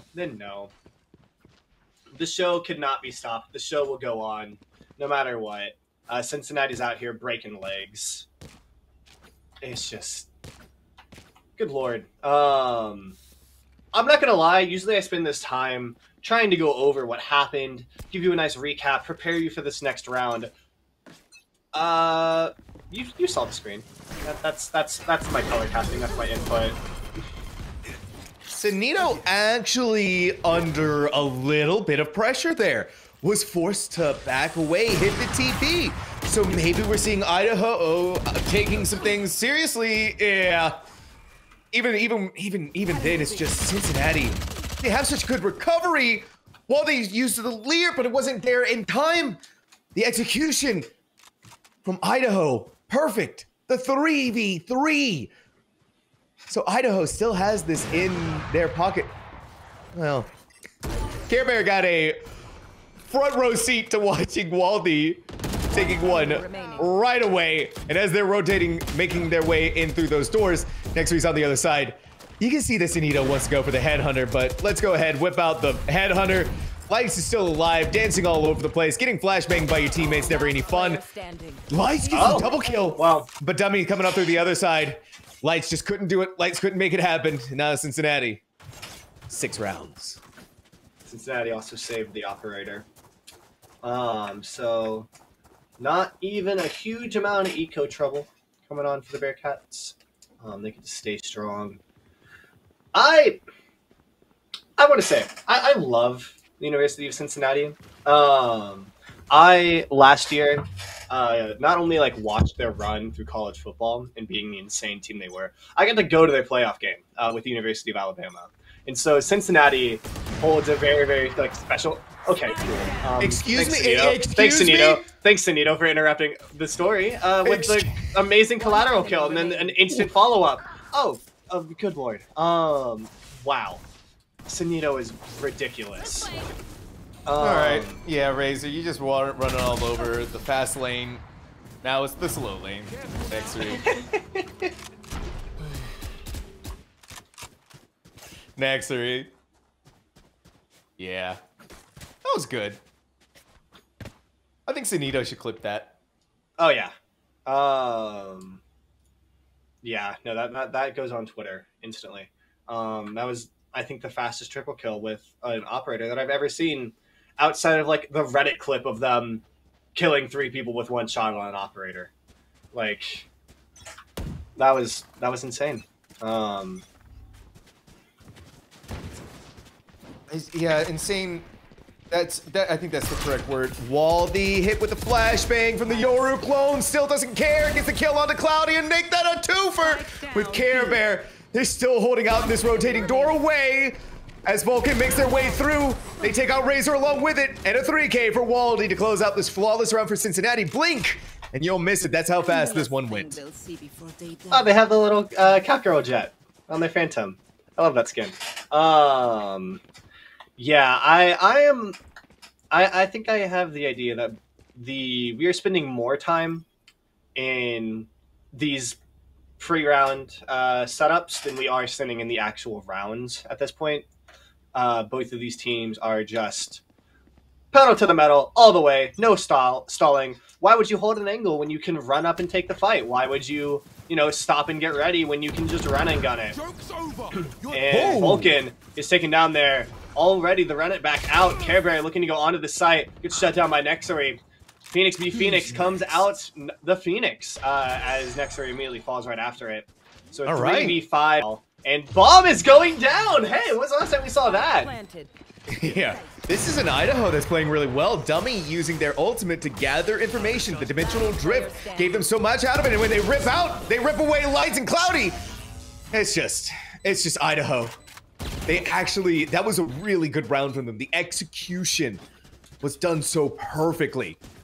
To get onto site, you took out Cloudy, right? You took out you took out everyone, or sorry, you took out Vulcan. Mhm. Then using the run it back, next read takes down the clone, the whatever, and then eliminates them from there. Idaho